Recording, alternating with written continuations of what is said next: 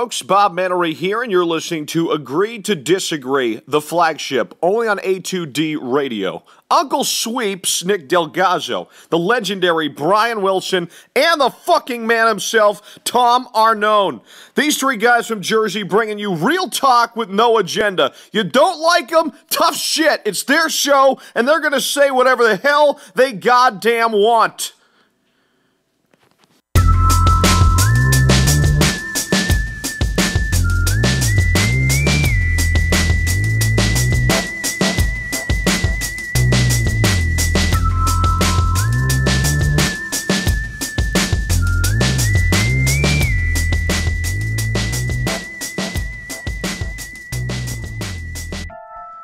Welcome.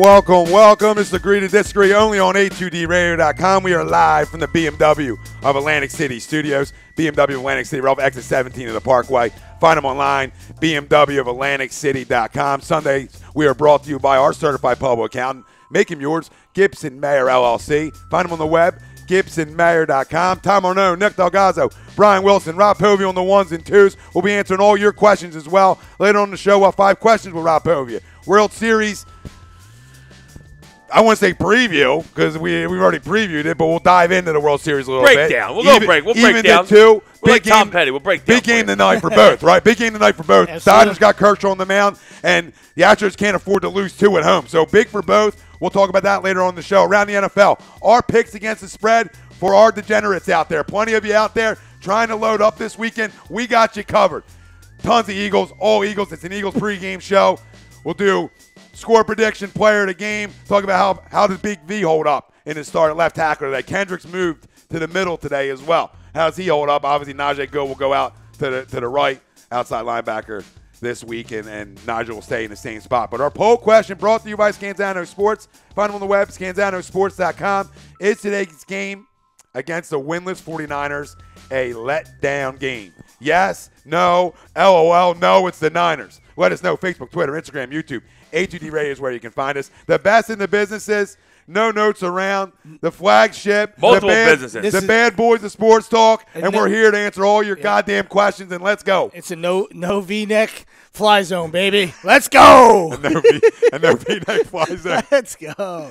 So we're going to answer tons. I'll get there by Vinny Sacamano. Fly Eagles Fly. Brian Wilson, who's right here. Let's go. Let's go. Peter Alberson. Pancakes. Anyone love some?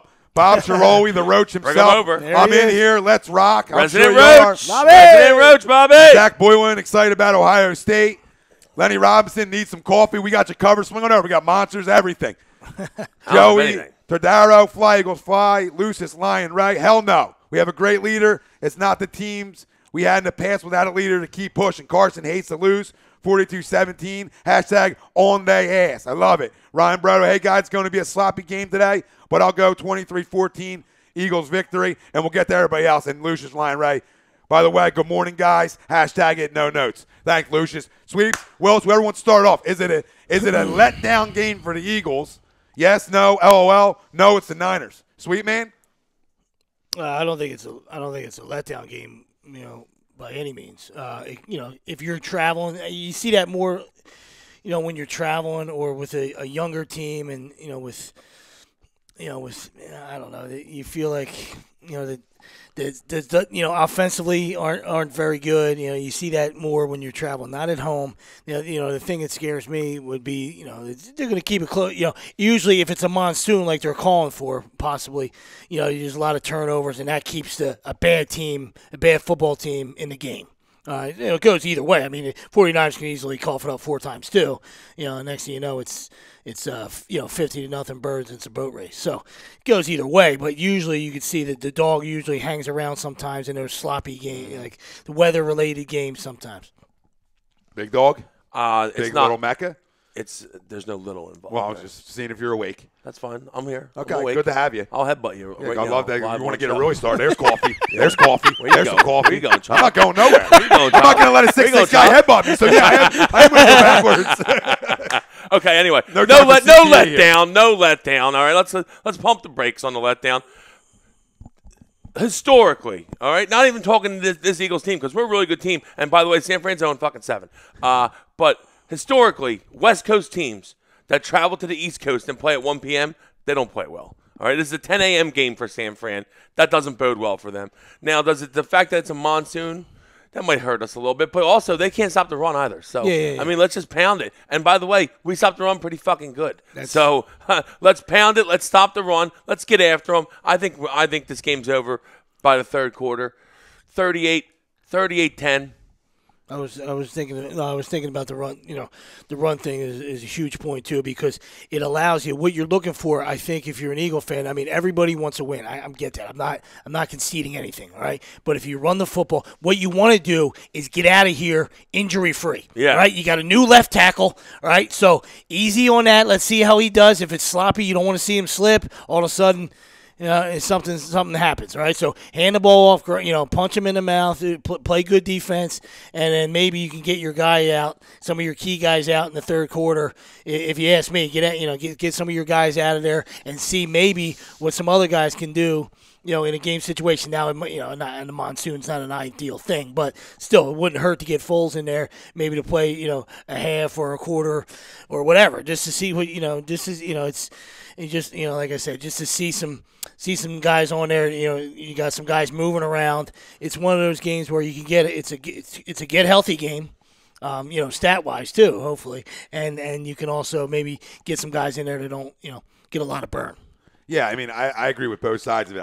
What you said early on, in these kind of weather conditions, this is where some balls get coughed up, some turnovers happen, and that's what you hope as an Eagles fan to not have happen. You don't want to turn the football over, give them good field position, give them easy sevens, where now all of a sudden, because San Fran's played everybody tough besides that Dallas game, really. Yeah, they got a tough. good defense. I believe Foster's playing today. He shores up the middle. They're tough defensively as a football team, so they're gonna give you the fight. But like you said, the teams from the West Coast don't travel over to play on the East Coast at 1 o'clock well at all. No. And I look at this defense, right? Forget all the rest. Offensively, three of those games today. Offensively, it's going to be a wet game, right? So you look to run the football, but I look over on the defense side of the football. And when I look at a top 5 defense, in my opinion, in this league, and a top 5 front 7 in this league, they don't allow letdowns. They jam you up front. They get after the quarterback. They stuff the run. We talk about what do great defenses do and Super Bowl caliber defenses. They travel well, but they also protect you in games like this. Yeah. Right, where maybe your offense isn't clicking on all cylinders. Yeah, that's the the weather. Yeah, that's the only Niners chance. The Niners' chance is a 13-10 sloppy. Yeah, they sloppy need to slop poopy bet, fest, 17-13. Yeah, they're not. They can't score with the Birds. No, and that's what defense anyway. CJ Beathard. Well, listen, that's why you talk about like special teams, right? Yeah. You don't want to give up returns, field position, right? Field position Absolutely. stuff. You don't want to, bad snaps on punts. You know the kind of crazy stuff that can happen in weather games. You keep this is the NFL. You keep bad teams in the game by making mistakes. Yeah. That's you shore up the mistakes and you should be fine. It should be an easy W. Yeah, I mean it's a recipe. That kind of stuff is a recipe for winning on the road. Not to throw some salt in we are wounds from yesterday, but you get a kick return and you get an immediate turnover. Next thing you know, you're up 14-0, and they were thoroughly outplayed. All you fans out there, like, listen, it was heartbreaking. Yeah, heartbreaking. And you coughed it up, obviously, and stuff like that. I know we're talking pros. I'm just saying they were thoroughly outplayed. So that's how when you're not, listen, they choked. When you're not the better team. Yeah, they choked it away, but Ohio State dominated. Yeah. Oh, Dominated that game. Awesome. JT Barrett, best game of the year. He dominated that game. Well, listen, and what did they have, like 240 yards? CJ Beathard shouldn't be Beathard. Let's get Beathard. Exactly. That's the point. That's the exact point. Who? He shouldn't go anywhere and beat anybody on the road, 1. And 2, we've had issues back in the past, right? These no-name quarterbacks. We should turn the ball over against real them. quick, these quarterbacks that you never know their names, these backup guys who would come in here and light our lamp out of nowhere. This is a different defense. And it's going to prove today that it's a different defense. And the culture of in the past is behind us, too. And I look at that. I look at this defense and this front four to go get it. And to go get it early. I didn't realize there was a football game on right now. Cleveland up 6-3. Yeah, Vikes, 7-3. London. What a scum. I hate these fucking London games, man. A couple people chiming in here. Lenny's upset that the Westbrook's over there and not where the Weber is. Well, we'll redesign. Brother. What up, Len?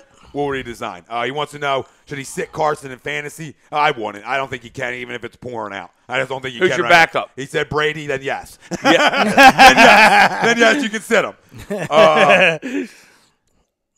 I hear you, buddy. What else we got coming in? Victor Galagos. I say a healthy dose of the run today. Blunt, Smallwood, and Clement. should all get multiple touches. Weather is looking nasty, and it is. And this is why you got to run the football. And good. You guys, what better way for your young left tackle thrown into the situation that he's thrown into right now to get his feet wet by, hey, get blocking, get downhill, get him confidence early, right? There's no better thing for an O-lineman, just to get a couple blocks early on and spring a guy for 5, 10, 15, and then you start feeling good about yourself. Then that confidence goes all out the roof, and now you're like, oh, I'm here. That's when you get to I belong. Not having any offensive line experience. I mean, I would say that run blocking is when you get the chance to go downhill and really get physical. Pass blocking, you're back on your heels, and it's all more about footwork, if you ask me. Well, I'm not a pro. But it's more. But you're right, though. It's more run blocking is more like you impose your will, and you're the one delivering the blow. When pass blocking is you're getting the blow delivered to you. Yeah, it definitely takes more wear on you. And Doug Peterson came out in his presser, and he said this is a resilient group, talking about the injuries as well. We've seen it already in the first 2 months of the season. And it's a great testament to the guys, again, and the battling and finishing games. So even with all the injuries, he talks about this team being resilient. And I think that's why you're 6-1 and Absolutely. Coach speak. And, through all this process and all these wins, this is a guy who's now going under the radar a little bit, and Doug Peterson. There's a lot of hate. There was Eagles groups created, fired Doug Peterson after 2 games in the season. I mean, these are the kind of things that were going around Philadelphia. This guy deserves credit for this football team. He deserves credit for the stuff he said in May, gaining the confidence of his players. So, and outlandish or not, but comparing them talent-wise to the Packers teams and all the things he said, that's going a long way for the mental mindset of this football team and delivering on the football field. Because, listen, once you believe that your coach believes in you, and I get it, they're pros, right? I get it, they're pros. But it does help you. It does help to believe that, man, this guy believes in us. Then you start winning some games, and you're like, oh, maybe he's right. Maybe we do have that kind of talent to go to a Super Bowl or go to an NFC Championship game. And I love Doug Peterson. I thought his play calling's been great. And it helps. Like I said, it can't just be on one guy. It doesn't fall on one guy. Frank Reich done a hell of a job with Carson. Okay? I think Doug's done a hell of a job with Carson. Being able to translate and relate to what Carson sees and all that kind of stuff is going a long way. But then you had a great defensive coordinator who people around were like, oh, he's trying. Go ahead, lad. Go ahead, babe. Go, you got work? I didn't know if you had to leave for work. What up, Len? She just wants to check in. But then you have people talking about, Schwartz walks around the facility. We talk about this ad nauseum, but walks around the facility like he owns the joint. Well, that's what I want a defense coordinator to do. I want bravado out of my D coordinator. So, but again, 5'4", feels like he's 7 foot. But adding pieces, pieces around. That's my office, Doug. Jim, that's my office. Adding pieces around a young coach has helped him grow make his job a little bit easier with a lot to do as a head coach, and adding these guys around, adding a former head coach like Jim Schwartz, and being able to say, hey, I don't have to worry about the defense side of the ball. That's huge for a head coach. That's huge for a head coach to worry about what he's got to worry about, which is a whole football team, but worrying about what he does well, which is calling plays. Yeah. So, I love what Doug's done so far. You can see all the other pieces start to fall in place after you get that guy under center. Right, 11 is so special. It's unbelievable. It really is. I mean, we were just talking about just on the field, off the field. I mean that thing. Everybody saw. You saw that thing. It went around the internet. You saw it last week on pregame. I mean, if you came away with that not showing any emotion or not liking Carson Wentz, I mean, you need to check in with the FBI, and register yourself as a sociopath, right? Because you got issues, right? You got issues, right? Because what a story, what a kid, and it's unbelievable. It really. Did you guys watch? It's remarkable. Did you guys watch the Dutch? Then he goes out last week and just that's what I'm saying. It's unbelievable. They can't even hit him. Yeah. He's escaping pockets. Yeah. The dude's incredible. Did you guys fucking incredible? Did you guys see that? You're talking about the Dutch Destroyer. Yeah. I mean, I talk about family was there. I mean, talk about a grown man, losing it for a minute too. I mean, that's a tough watch. Especially if you're a Carson guy and you have a little bit of a heart too, which we have a semi-heart here. And did you get a little teary-eyed, big fella? Full hearts over here, of course. Yeah. Okay, just want to confirm with the people that the big fella does get teary-eyed in certain situations. I was just like I was pretending like I was watching Old Yeller. He's not a robot. He hates the opponent.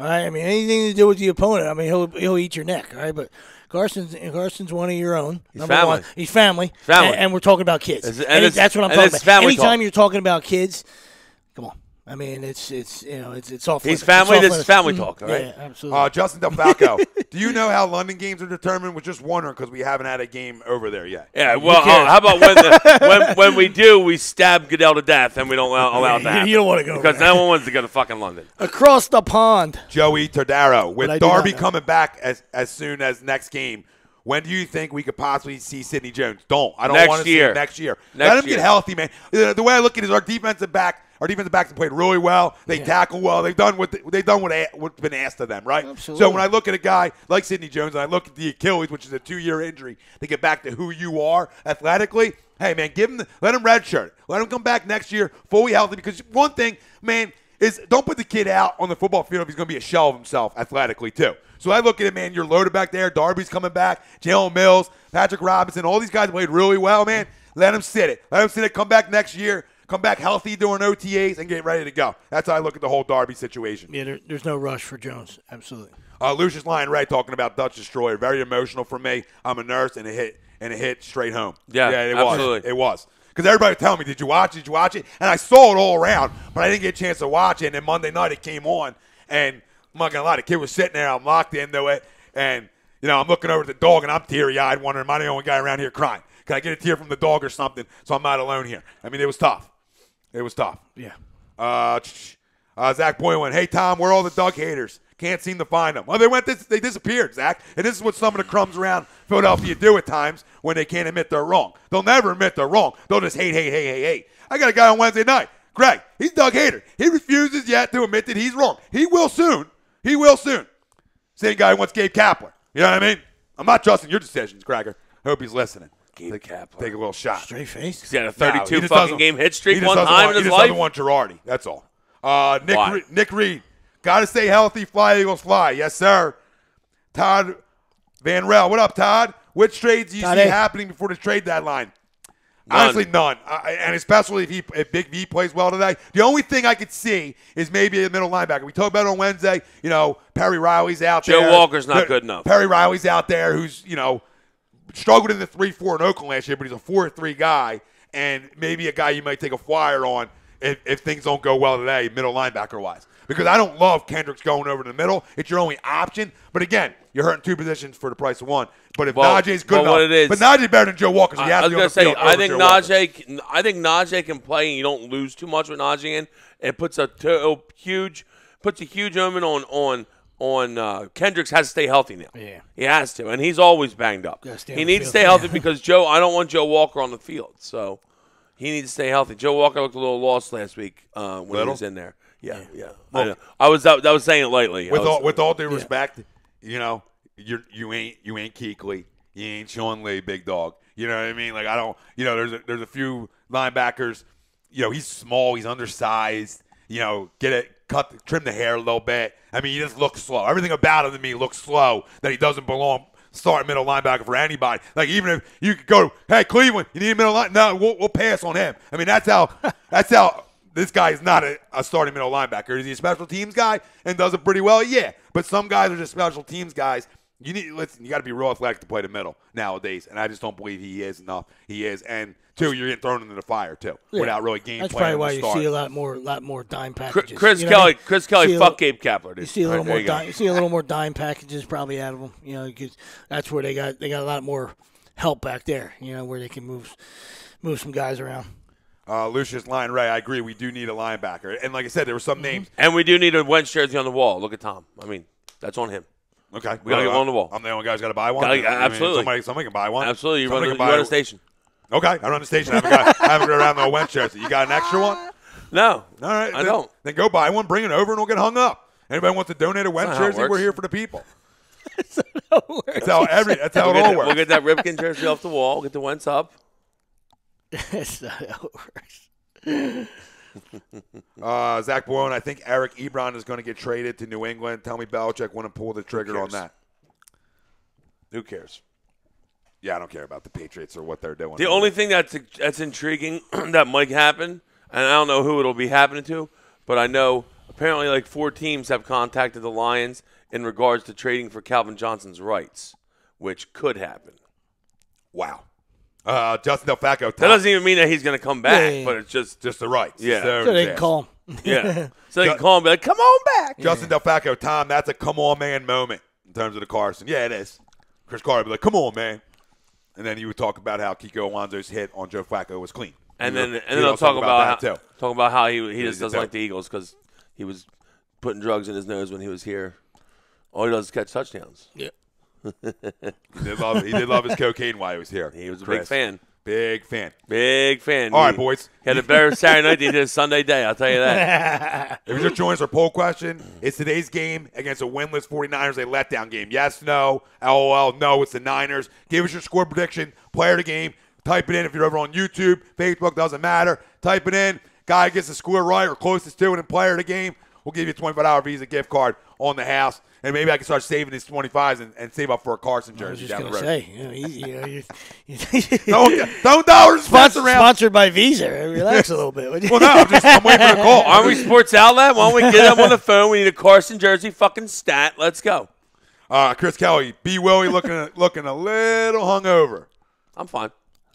Never admits. My whole life's hungover, okay? What the fuck? Yeah. He came clean earlier, but as soon as the lights went on. The kid's fine. The kid's fine. I'm fucking fresh shaved. The kid's fine. Did you do that this morning? No, last night. Okay, good. Yeah, yesterday. You knew you weren't going to get up early enough for that. Pre-party. I don't know how I woke up. I'll be honest with you. I don't know how I woke up. Nick Reed. No, not at all. 53-10 Eagles. I don't know if I'm going to go with a 50 burger, but okay. I love it. We do like it. We're not mad. I wouldn't mind a 50 burger. Woo. Player of the game, boys. Put it in. Score predictions. Gentlemen, give me your score prediction, even though you already gave it, but you got new people chiming in. 38-10, Birds. Player of the game, Wilson. Player of the game. They don't want to hit that blunt. It's too big. LeGarrette. LeGarrette. What's the stat line? Give me a stat line for the big fella. Yeah, $140 and 2 touchies. $140 and 2 touchies. Woo. Ooh, touch yourself. Touch yourself. I don't know how they can score. Oh my goodness gracious! Are you about to pick the Niners? No. I mean, I think it's going to be close. Hold me back. That's usually my thing. Is in years past, I usually pick against the Birds because that's what I've been told by the fans. All right, but this year it hasn't mattered, so I'm back in. He's back. I'm back in being straight up. I'm back in being straight up. Just when you go and pull a fucking stunt like that. Totally redeem yourself. I do think it might be a little closer because of the elements, though. No, I agree with that. But I love how he's sitting there going, I just don't know how they're going to score. He's like thinking, like, how can the Niners score? Yeah. Yeah, every way imaginable. You know what I mean? Like a punt off the head. Oh, man. How about 27-16? Player of the game? 27-16. Oh, my goodness. Smallwood, he's gonna get like 60 out of the backfield, with another 50, like 100, 100 and maybe 115 total and a touchy. Hoping so for fantasy. Playing him in the flex. Damn it. Flexing out Smallwood. Damn you, Roger. Damn you, Roger. Damn you, Roger. Listen, I'll go to the defense side of the football. Damn you. And I'll look at the middle, and I'll look at Fletcher Cox and say, hey, need you. Not that he's played great, but need you. Dominate up front today. I think he's walking away with a sack or two today and maybe a forced fumble and a fumble recovery. I think Fletcher Cox has a big day today on the defense side of the football. You guys both went offense, running backs. My usual pick is Nelson, but in a rain game, I still think he gets a touchdown because that's all he does is catch touchdowns now. I still think Nelson comes away with a touchdown. You can. He's like Chris Carter. Yeah, that's all he does. Minus the Saturday night. Did you see his arm candy? Who, Nelson's? Have you seen his girl yet? Oh. That's what happens. Oh, Black girl? White girl, but let me tell you. Girl. Smoke shizzle. Like, I'm not even overreacting. It's the play better. First round fucking pick. Well, I'm just saying. Once he dipped in, it's been over. Yeah, once he dipped in, it's all he does catch touch and confidence through the roof. Nah. Through the roof. I don't know how the confidence is in the bedroom, but on the football field, through the roof. Confidence is rising. Yeah. Once you play well, and you're on the best team in the NFL so far, the panties are flowing. I mean, you got to sift through them. It's tough. It's tough out there. You're turning down. I mean, yeah. We got more coming in. Victor Gallegos, 33-13, blunt player of the game. Tay Burnett. Smoke that. This will be a game for the running backs. Chris Kelly, 34-14 Eagles. Alshon. 10 for 125, 3 TDs. Oh, wow. And We went last week. Mr. Kelly. Lenny Robinson, 24-10, Blunt player of the game. Tay Barnett, Smoke it. 34-10 Eagles will be the score today. Justin DelFalco, Clement player of the game. Chris Kelly, weather doesn't affect Kid Carson. I agree with that. Lucius Lyon, right, we can put up 50. They are starting a rookie QB. Frank Vespi. Chase. This game could be a trap, but the Eagles are the far superior team in this matchup. That is if our linebacking core can step up their game. 31-7 Eagles. Well, they're still superior. Could be a trap and you pick 31-7, Frank. Let's go, Vespi. Eric Nieves, Brandon Graham, 3 sacks. Love that one. Tay Burnett, we talk about LeGarrette Blount, 20 for 115. Zach Boylan, Smoke it. 31-10 Birds. Alshon 10 catch 100 yards and a TD. Okay. Frank Vespi, Fletcher Cox player of the game. Okay. Todd Van Ralph, 24-14 Birds. Jake Elliott player of the game. I sat him. No. Jake. I love the kid. I sat him. Why would you sit him? Lucius Lyon Ray. The Monsoon, defense bro. going It's to not rattle easy to this kick. kid. Come on. Watch fumbles all day. Michael Casey. Carson from North Dakota. He doesn't need to prove himself in the cold. Yeah. Hey, Case. What up, brother? It's raining, not cold, but good call, Case. It's going to be 70, Michael. Justin DelFalco. Tom, what are you sipping on? I need some of that. Well, I got a Monster. We got a little emergency to get the blood flowing. We got everything today. Whatever you need over here. We're a buffet. Buffet style. He's got a all-inclusive. All-inclusive. What? What do you got, Will? some Metamucil over here for Tom. Metamucil. The Diesel. He's in the house. There he is. Nelson, player of the game. Love the D. Not the dick. Nah, the dick. listen, You know what I you mean? said Let's it. confirm. Can't take it back. Can't double stamp and triple stamp. You can't. I just came in for the real thing. I noticed. Wow. Good. It's early, dude. I love the D. That's what's coming out of my fucking mouth right now. All right. Let's regroup. Big D. He's a Big D fan. Let's regroup. So how do you think Big V plays today? How does he hold up, boys? I think he's going to be all right. I mean, I wouldn't be surprised if somebody beats him around the end for a sack. But I think he's going to play well. I think he's going to run. I think he's going to run block well, and hopefully just holds up in pass protection. That's really it. You know, I think he'll run block fine, and I expect us to run behind him a little bit too. Actually, get him some confidence. Yeah. And then I think he's gonna be all right. Well, I have you on this, right? I talked to my neighbor. He's been in enough now, like over the last 2 years, that he should be okay. We did a show Sunday, so we didn't go on after the game yet. And I talked to my neighbor. I believe it was Tuesday, and he played offensive line at Pensacola. You've seen the guy; he's a monster, 6'6". Big John, right? He played offensive line at West Virginia, so he knows the O-line. Okay, and I asked him. I said, you know, I feel like you should just leave Lane where he's at and not hurt 2 positions for 1. And he's like, Tom, you're spot on, man. He's like, it's just your plant foot. And everything you do is so different from the right to left that people don't even realize it. They think it's an easy transition, but it's not. He's like, Big V has played left tackle his whole life. Leave him there. Lane, yeah, he played left tackle in college, but he's been a right tackle for three years in the NFL now. Yeah, 3+. Leave him where he's at. And just to get the stamp of approval, like, what do you think from an O-line guy? Because I'm going to trust you over some of the jabrones I hear out there, and to get that confirmation, how do you feel about that? Did you agree with that? Yeah, no, I don't want to move. I don't want to move Big V to right because then you figure, okay, the right tackle is going to be less than it was before, and then you move. I just don't like the double move. And it's always one word. The double move, I don't like it. I don't like it. Now you do that in OTAs next year. You do that in OTAs next year if you want to swap it. Right? That's when you do it. You take a guy in Lane Johnson who's well, they probably will put Lane in left tackle next year, assuming that Peters never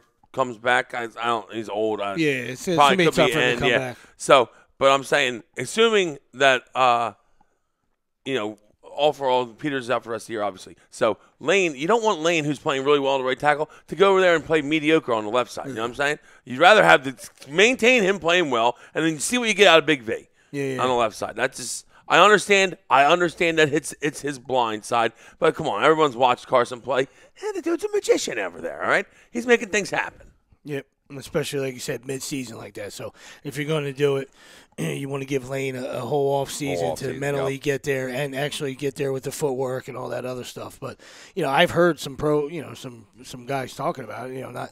Not jabronis. I mean, actual pro football guys and saying they don't know if he can even make that transition over there. You know what I mean? He looks like he might not be that guy. You know what I mean? Like, Yeah, there's nothing wrong with him being a dominant right tackle. Nothing wrong with him being a dominant right tackle. Listen, we got an Eagles ticket to give away. We got one. We got an extra floating around here to the people. Now, I'm just trying to think, what do the people have to do for us if you want this ticket is the question. Any ideas, gentlemen? How can we give this ticket away? What does somebody have to do? Someone get Tom a D. I missed it. Breakfast. Get here. I said someone get Tom a D. I'm trying to think what we got. What somebody got to hit on. Is this for tonight? For today's game? Yeah. Oh shit. I think what do we give? What do the people have to chime in with to get the ticket? That's a good question. I got nothing. The 10th caller. Yeah, we don't do the call game. We got to think of something good. Yeah, we got to think of something good. All right, we'll sit on it. Well, we got a ticket floating here, so stay tuned. We'll tell you how we give it away. We're floating a tick. We figure you want to get on the road. So first one to the studio. No. You just hear cars. I got it.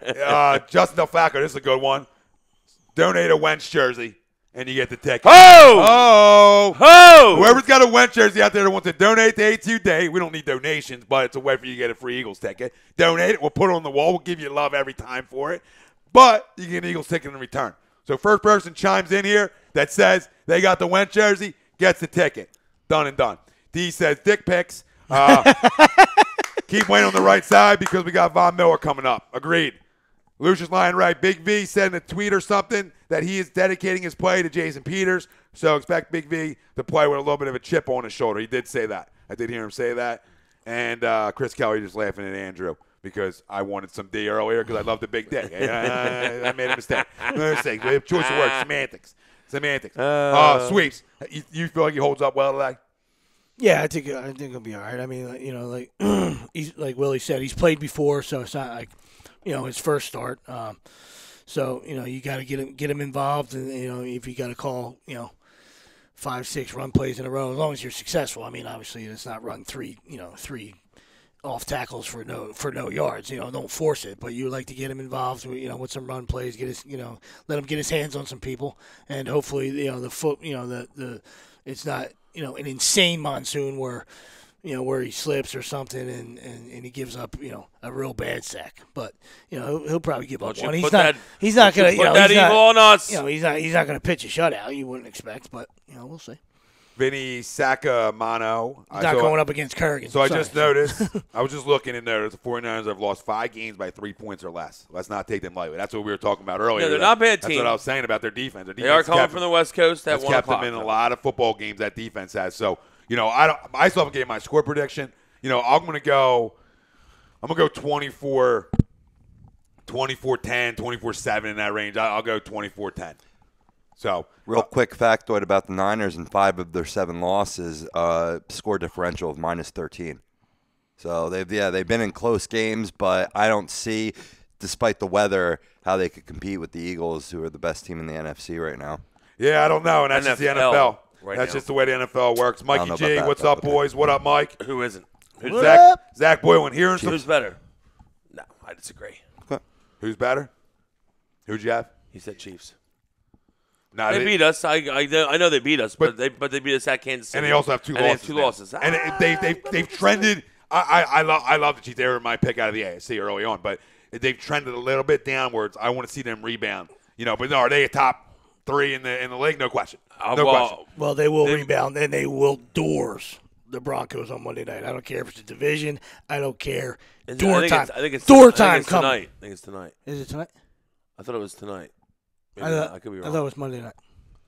Well, we'll find out. Either way. We don't want to lie to the people. Yeah, we don't have to lie to the people. I don't give a shit if it's a Tuesday night. It's door time. It's door. I don't care if it's Tuesday night. It's door time. I don't care if they play midweek. No, you're I don't care if they play Wednesday night. You're right. It's tomorrow.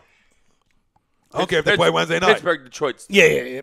YouTube. Let me get over to the tube here for a minute. Get on that tube. Todd Womack. What up, Todd? I want a seat on the couch for a Wentz jersey. We'll give you a seat on the couch for a Wentz jersey, Todd. William Whitehead, my player of the game, Derek Barnett, 2.5 sacks. He had 2 sacks Monday night. He says he answers back with another 2. Todd Womack, 35-14 Eagles, player of the game.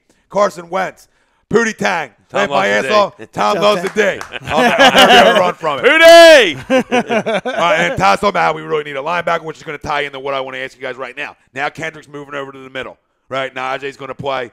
It's going to replace Kendricks in that spot. How does Michael Kendricks hold up in the middle to you guys? As a guy, forget the talent because we know he's talented, but injury-wise, how does he hold up? I don't know how he's going to hold up injury-wise because Michael Kendricks is always like, he's one time getting pushed away from being out of the game. Yeah, he can never stay on the field. Never on the field.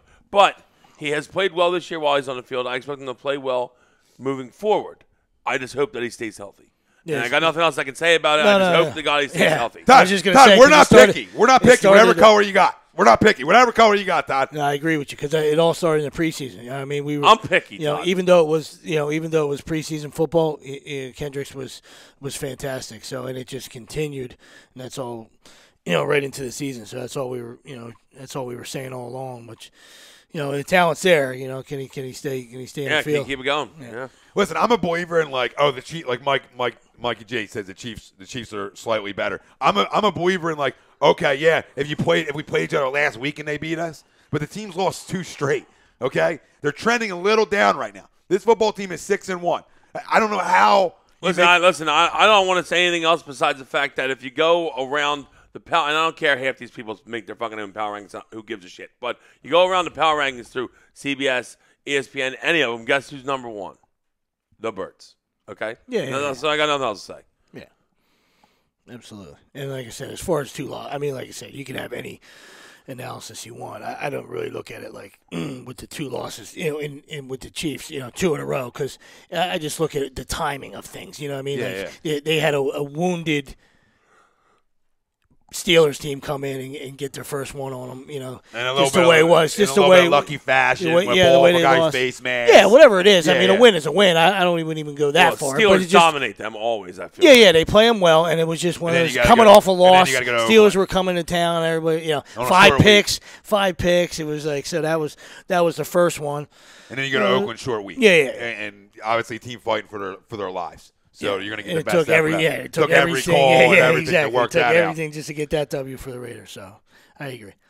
3 teams coming. See, Mike said position by position it's close, but running back isn't even close. Well, yeah, I mean Hunt's a stud, but if you look at the way we run the football in our time in possession, we dominate that. So I don't completely agree with that. Yeah, as one guy, yeah, he's better than any single guy on this roster, but as a three-headed monster. These running backs have got it done. I mean, they're not Kareem Hunt. They're not as talented as Kareem Hunt. But you can't just say it's not even close when we lead the league in time possession, which means we've been running the football well. 7 games into his rookie season. I mean, let's calm down a little bit. Because after game one, it's been pretty pedestrian. And I like the guy. I mean, nothing off the charts. Hunt, maybe that's the wrong word. Maybe that's the wrong. Yeah, exactly. That's probably the wrong word. But I mean, after game 1, I mean, he was right. It was Hall of Fame like. You know what I mean? Comment of the day. I love him. He's one of my guys. Steve Pinero. This trio is the number 1 pre-show around. Great work, man. Penny! He also says, another one. Rookie QB looks scared and not ready. Probably better off Hoyer. This team stinks. They won't score more than 10 points. 7 of them late in the 4th when it's over. Agreed. Penny, I'm a pet guy too, man. I know you lost your dog, buddy. I feel you. Michael had a pedestrian wow when he gets talking about Hunt. But recently, no. The last week or two. You can look at it, though. The last week or two, if you want to say, I didn't say pedestrian. You can look I did. I said wrong word. I corrected myself. But you can look at it. First off, he didn't say wrong word. Fuck you, pedestrian. No. Listen, I'm a big boy. I'm a big boy. I said it right away, not before he chimed in. I said about 3.3 yards a carry since the second week. Yeah, you can look at it. You can look at it. Just the way the same people. They're the same people that say Julio Jones is elite. I understand. He's physically elite. I feel like he goes away for at least 10 weeks of the season. That's the way I look at it. All right, you call me a jerk off. That's fine. Look at this stat. Look at him. I think the difference with Kareem Hunt is you were talking about all these consecutive 100-yard rushing games. Now you're talking about consecutive 100-yard all-purpose yard games. So there's a difference there. He's fallen off on the rush a little bit, picked it up a little bit on the pass, but the book's out on him. Defenses are going to know his strengths and weaknesses now. Well, they're gonna load the box up and make Alex Smith beat him. I mean, I think that's the MO to try to beat the Chiefs. Stop the run, make Alex beat you. Can he consistently beat you week in, week out? That's the question mark, right? When you talk about Alex Smith, I like Alex Smith, you know, but he did early on, right? And, yes. And now teams got the book out, and I'm not saying Cremont's not a stud. This guy loved Cremont out of college. He thought he was one of the best backs in the draft, if not the best back in the draft. I did say that. But this talk about a team that lost 2 straight in a row and say they're better than the Eagles, I can't agree with, and that's no bias. And I love the Chiefs. They're my AFC pick early on. But you got to look at when's the loss of Eric Berry going to bite them in the ass. And I think it's starting to defensively a little bit right now. I think secondary-wise, it's starting to really hurt them defensively. Nationals reportedly tab Cubs bench coach Dave Martinez as the new coach. All right. See how that works out for you, Nance. Wow. Mike G says, wow, calm down. Can I make a joke? Question mark, G's. Yeah, I mean, joke about it. Say whatever you want. We're joking, too. We still might scream curse words at you, but we're joking. Come on, Mike. Your first time knowing how this first time on here. Let's go. You know us. And I love the fact you called me on it. Right? I just and we're gonna call us back, and it's how it goes. No, we're just loud individuals. It's early. We gotta get going, or we're gonna fall asleep out here. Pootie Tang, what up, Pootie? Now Howie got our running back of the future, Donnell Pumphrey. I don't know about that. I mean, he's a small, undersized guy. I think he brings something to the table, down the road in terms of like a guy who can do a little bit of everything, but I don't think he's never going to be an every down back. Yeah, he's a special package. Joshua Walensky, ESPN had the Pats #1 on their power rankings. Fuck ESPN. They're always going to go down on them. I hate ESPN. They're always going to go down. Everybody goes down on the Pats. ESPN's the worst. So what kind of game do you expect from Kendricks today in the middle? Solid game. I just want to see him make tackles and not get hurt. That's all. I'm not asking too much out of him. Yeah. Our front four is so good that they're going to keep. They should keep him clean, so where he should be having a free run to make plays. So he should have a good game. 10 tackles. Yeah. See, I can't go there. High energy. Ty Womack, I can't buy run into around, this. high energy. And like you said. Sorry to switch it, but Ty Womack says Donnell is a Sproles of the future. Why? Because of his size. I don't buy into that one, man. Sproles is going to probably be a Hall of Famer. Close to it, the kind of things he's done. I don't know. I got to really look at his numbers. Okay, but a guy, they compare Donnell Pumphrey to Sproles because of size. Okay, but come on. I think Donnell Pumphrey stinks. Yeah, I'm not a Donnell guy. There's a reason he can't beat out other guys, right? There was a reason he couldn't beat out other guys. Sproles did it all for years. You're talking about, was it an elite punt returner, kick returner? Yeah. I see where they're going with it. I'm not there. I can't do that. No. I see the thought process, like small can do a lot of things, blah, blah, blah, blah. But can he at this level? That's the question. Sproles could at this level, being an undersized guy. Okay, he's small. He did it in college. Pumphrey, and a small D1 school too, right? Can he translate? I wouldn't say that. They produce a lot of good backs. But they do. I hear you. It's not a powerhouse. Yeah, they're not in the top 5 every year. I understand what you're saying. Right? They're not playing Alabama. No. You know what I mean? If I saw him go for 110 catches against Alabama, then I'll talk about, he can translate because that's a pro-type defense, pro-style defense. Rob Brinkman, there's no next Sproles. He's the exception, not the rule. I agree with it. If you want to go next Sproles, Alvin Kamara, right, in New Orleans, that's a guy if you want to compare to, you can start comparing. But Alvin Kamara is good. And he's real good, but a guy who played at Tennessee at a legitimate SEC school, went against legitimate top 5 defense, top 10 defense in the country, and got it done. That's a comparison. Okay, I'm fair with. But Donnell Pumphrey, a guy who can't even make this freaking team, and it's not loaded with running backs coming into the year. Come on, I can't buy into it. Justin DelFalco, who do you guys think would give us the most problems in the NFC? It's a good one. Cowboys or Rams?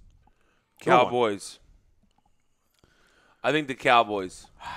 It's tough to pick Rams. We stopped the Rams. We stopped the run good enough that the Rams. I just played well, man. Goff played well. Goff has played well. I wanted to pick the Rams. I'm trying to pick the Rams. You can go ahead and pick the Rams. I'm trying to. They have a good defense, better defense than Dallas. But the thing is, it all depends on Ezekiel. If Ezekiel's playing, it's Dallas, in my opinion. If he's not, then it's not Dallas.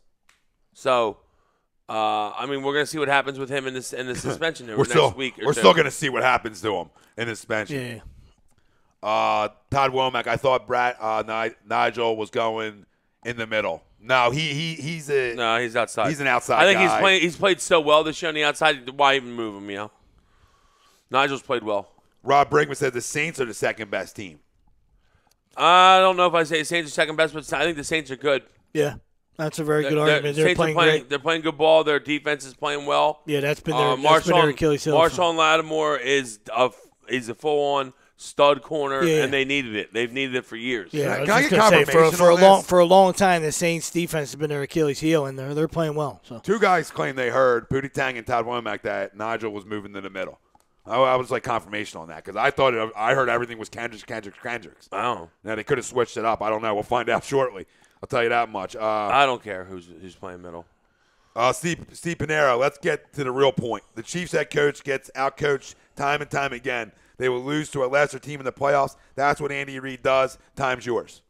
That's that. That's that to me, bud. There's truth to it. That is a lot of truth. There's truth to it.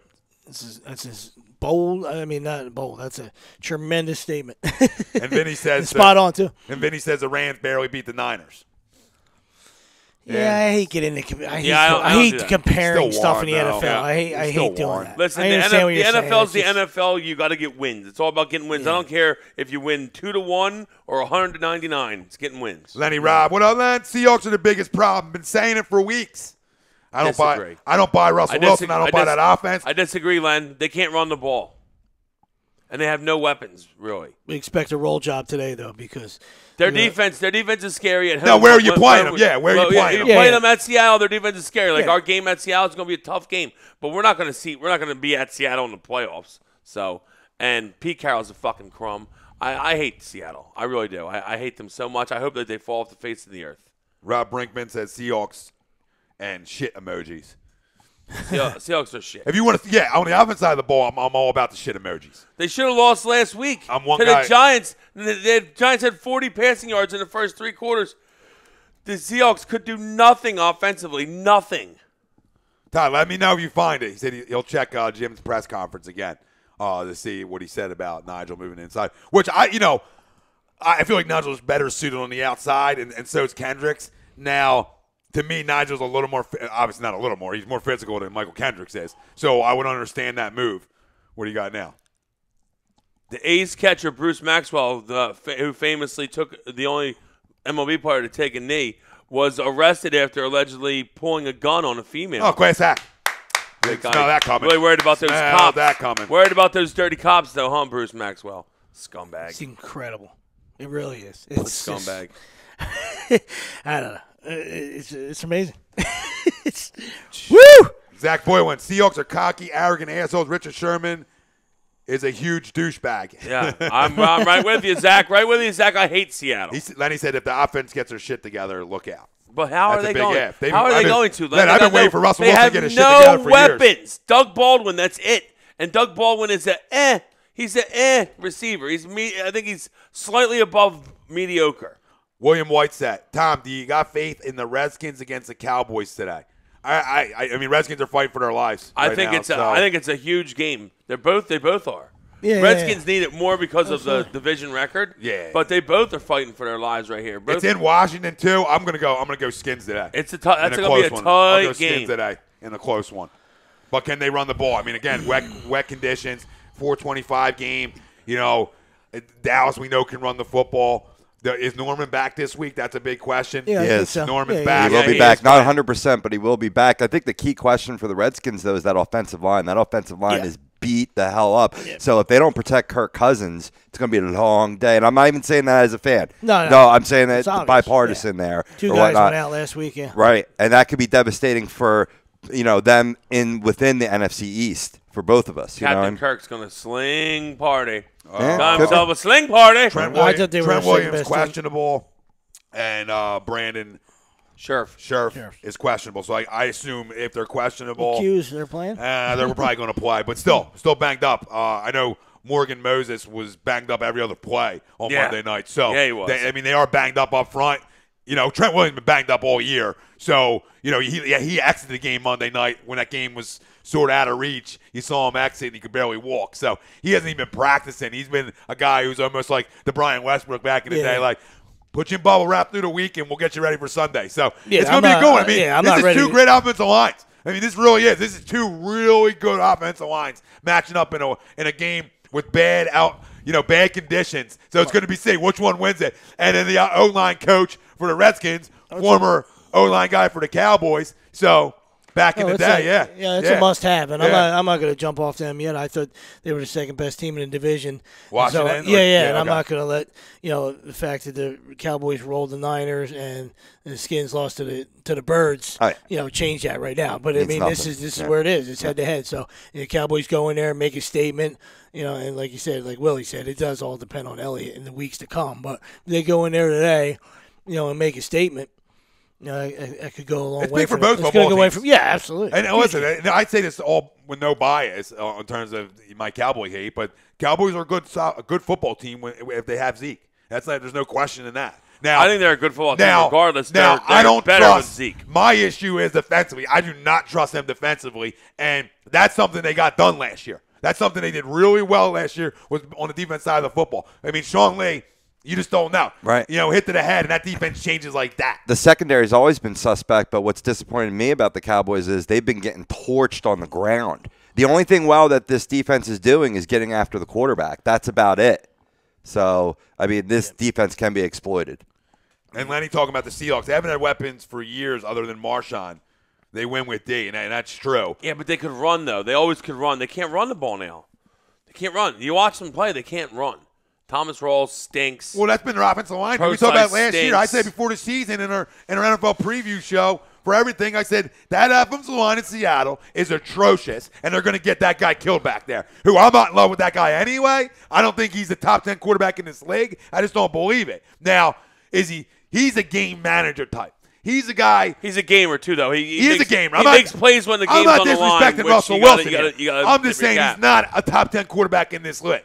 So he can't get it done with nothing around him. Like there's some guys you can put. Well, if you call him a game manager, you're disrespecting him. Okay, but you can. I mean, I'm just saying. I don't know other way to phrase it. I don't know other way to phrase it when it comes to him. But the problem is when you don't have a running game and you don't have the playmakers outside, you don't have that like number one. I mean, Doug Baldwin's solid, but he's not a number one in this league, in my opinion. Okay, he'd be better suited in a slot or two. Yeah, right. But I say all you can even say about him is solid. Dude, That's it. You can put a lot of quarterbacks in situations where they don't have a lot of talent and they'll put up the numbers. To me, Russell needs a running game more than any quarterback in this league. One for the play action, one for the bootlegs. Well, all tiny. them things. He's tiny. He's got to get out of the pocket. Things. I mean, he can't see over. Tie in. Pootie 10 Cowboys will get the wild card, and that's when the league will pull Zeke out for his suspension. Yeah. That's about right. Joshua Walensky, when you trade for Matt Tobin to fix your O-line, you have no chance. Seahawks O-line is awful. Yeah, they do stink. Hector, Panagua, go Vikings. All right, teach your own. Did they score? Yeah. I think it's 9-6. Last I checked. 13. The Diesel, 13-9, love me some D. Would love Doug Baldwin in a bird jersey. 13-9. Browns? Gamer. Yes. Gamer. The Browns. 13-9. Doug Baldwin is a gamer. But he's tiny.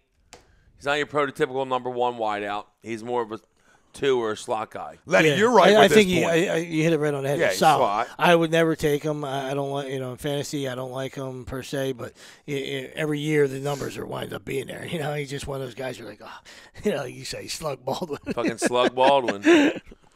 Lenny's talking about how, Seattle, essentially pedigree for winning in so many words, and they understand, how to win. And he's pretty much. Yes, they do know how to do that, like, and they have a very good defense. Here it is. If you understand great teams and football, you know that it's a great team is going to come around, not playing at top level yet, but they haven't forgotten how to win. I agree with that, Len. But I'm saying you're telling me that you're worried about Seattle in the playoffs in Philly. I'm not. No, that's just what I'm saying. I'd be more nervous if Dallas coming to Philly than Seattle. Yeah, honestly. me too. Truthfully. Me too. too. If you want real talk, because maybe now it's cold weather. Blair Walsh. Yeah. Maybe Shank. Maybe even the Rams. Shankzilla. No, because I love the Rams D. I mean, that's why I put them in there. That's why I'm saying.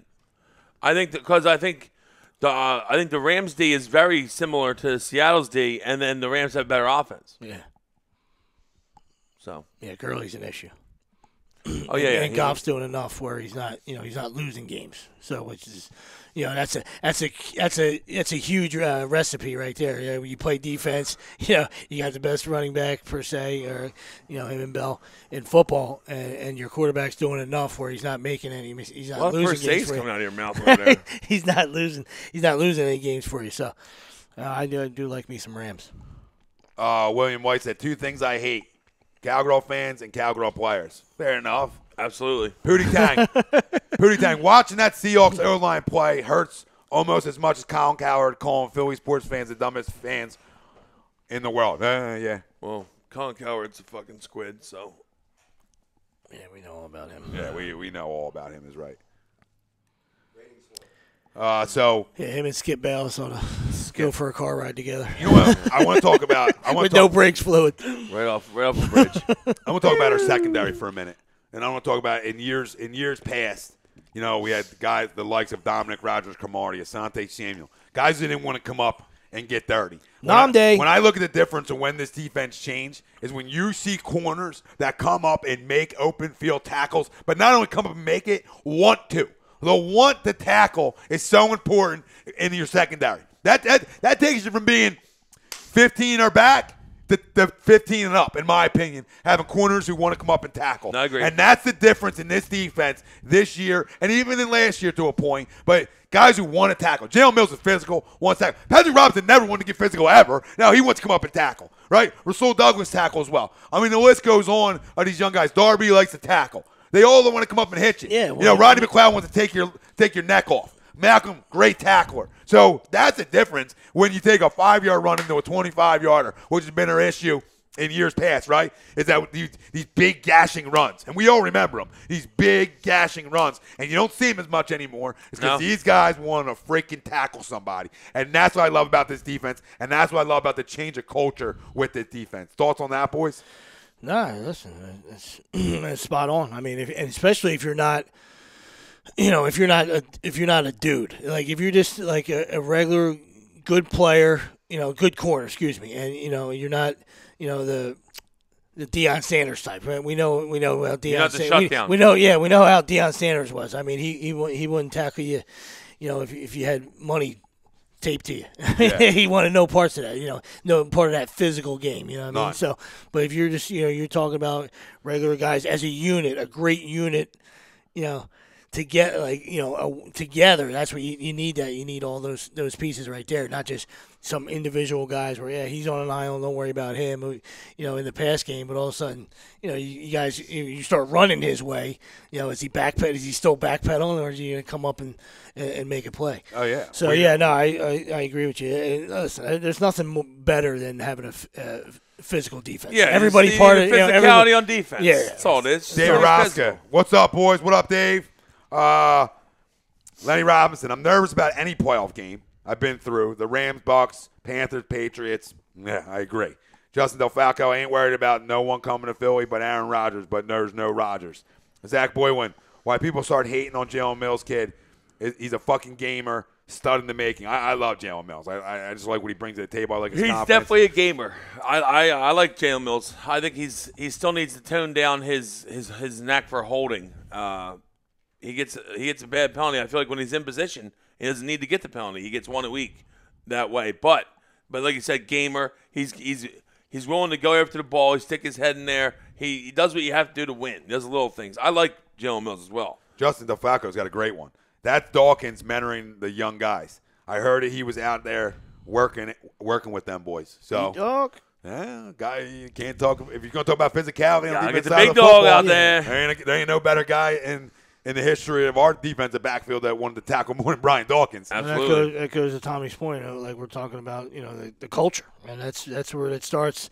Starts when you walk in the NovaCare Center. Who's in there, who you interacting with on a daily basis. That's going to help you, not necessarily with your athletic talents, but your mindset. Like, hey, this is how you play defensive back in this league.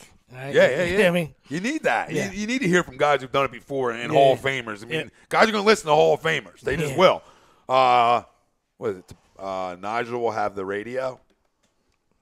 So he'll have the headset and he'll be doing the calls. Oh, okay. I wasn't sure where he was going with that. Okay, so he'll be the guy making calls defensively. I like that better for your linebacker to do it than Malcolm or somebody else. I like it more because he's in the middle of everything, even if he's playing the outside. Todd, did we get confirmation on if he's playing outside or if he's playing middle yet? Andrew, no. My Matt Moore prediction didn't work out so well this week. Yeah, well, neither did Matt Moore. Some of the Lenny Robbins, Mine did. I did say that Baltimore was going to spank them. yeah, and anybody that heard my rant I was just directed at Cutler. It was I even you can play that back. I said he's a clipboard guy in this league. He just coming to work every day looking at Jay Cutler will make you puke, right? But he's not a starter in this league, and he's not an all-star. Well, I wasn't even going that far with it. I was just saying last year, I'm pretty sure they played with Matt Moore at quarterback at the end of the season last year, and Baltimore smoked the piss out of them. And that's why I was like, it's going to happen again. It was even worse this time. Yeah. Lenny got a great one. Some of these kids weren't around for the early 2000 heartbreaks, saying they feared nobody. Get a clue any given Sunday, especially in the playoffs. I agree with that. I do agree with that. It's the NFL. You got to come to play. Yeah. You don't come to play and get punched in the mouth. Yeah, this isn't gift wrapped. I mean, we're either St. Madden on easy. 7 weeks, 8 weeks in. Absolutely. St. Madden on easy. There's a lot of yeah. Drew's got the broken tackle codes in. There's a lot of work to be done. Absolutely. All right, but there's no reason to as fans and people that talk about sports, when you're 6-1. That's excitement. I mean, and that's true statement. You're the best team in the NFC for a reason at this particular time. So doesn't mean that the work stops. Doesn't mean that you don't keep playing. No, you got. There's a lot of work left. Yeah, got to stay after it. Got to stay hungry. Justin Del Falco, predictions on Cowboys Redskins. He must have just coming back in. We gave it, but we'll give it in a minute again.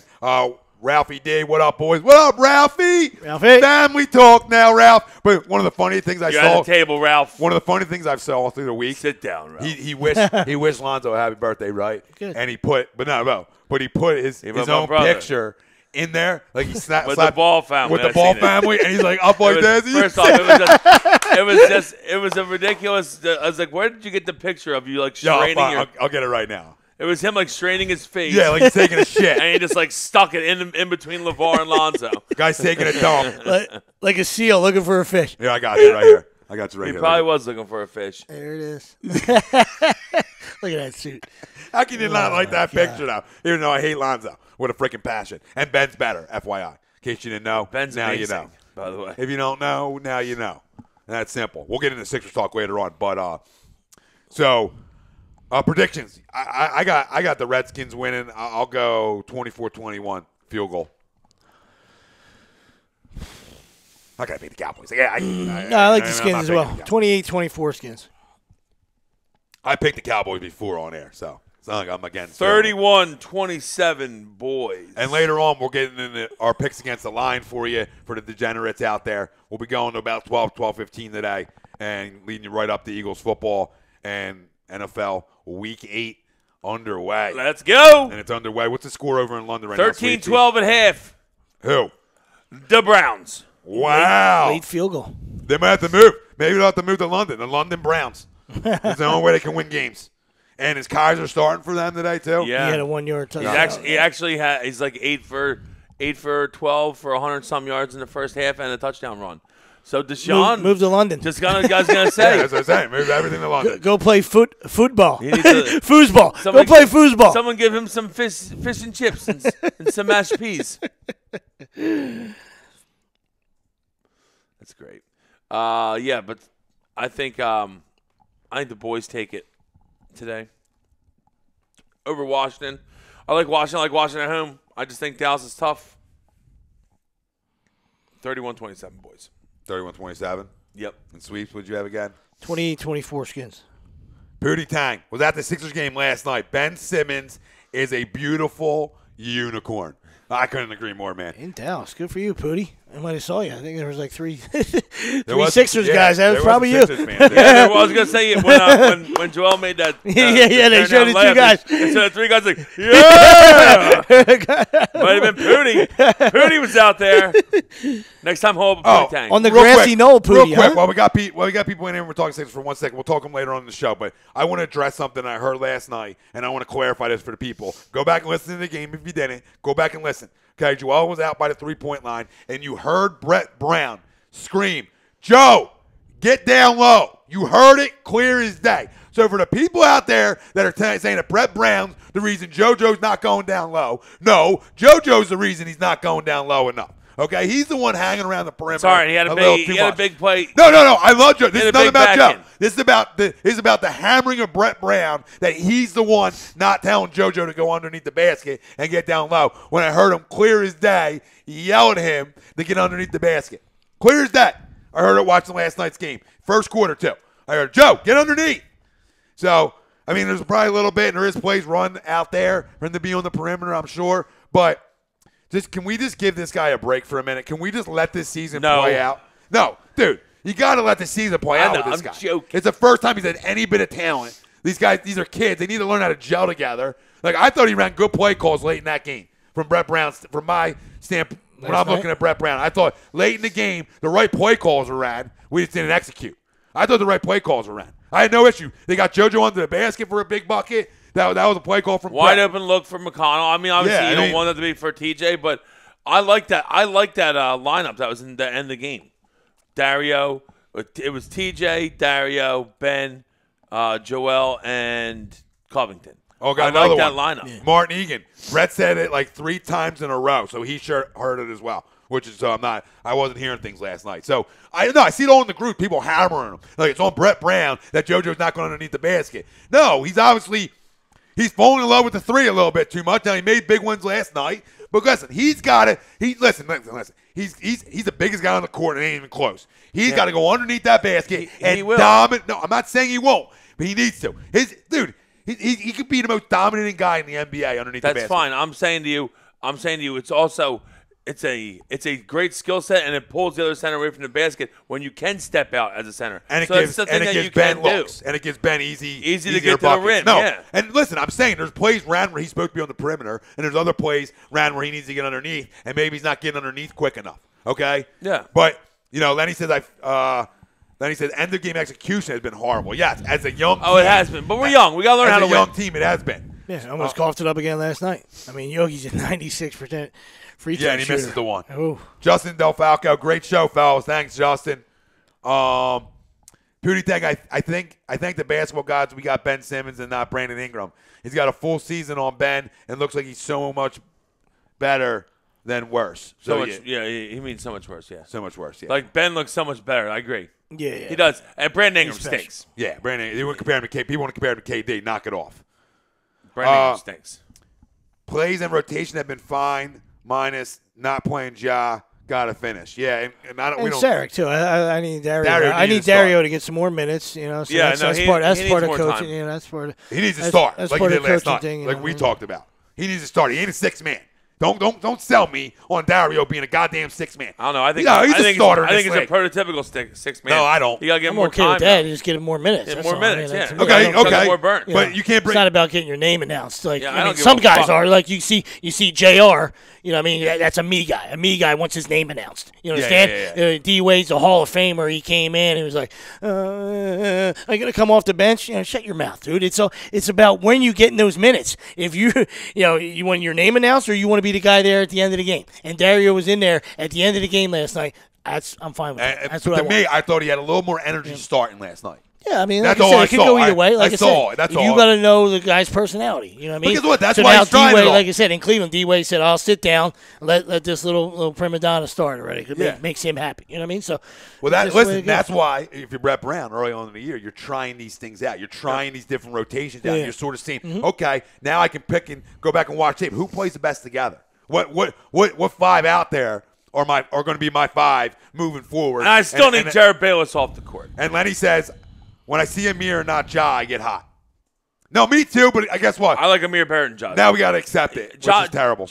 listen, we can't even fucking trade Ja right now. I would love him to take over the role of, hey, I'll score 14 and have grab 6 boards a night in 20 minutes off the bench. I'd love him to do that. The problem is he won't, and he plays no fucking defense. That's why I just – you can't even – vegan Ja, you can't even find a team that will take him. It's amazing. It's amazing. I mean, imagine if we took Porzingis. Yeah. Back to Eagles. Back to Eagles. But, I mean, you're spot on. Todd Womack. Sorry, guys. Sounds like we don't have a lock at middle linebacker. He's going to be switching players depending on defensive packages, but Nigel will have the radio. So confirmation there that it could be Kendricks at times, could be Nigel, just depending on if it's a dime, hopefully nickel, it's not Walker. 4-3, whatever. It's going to be switched up.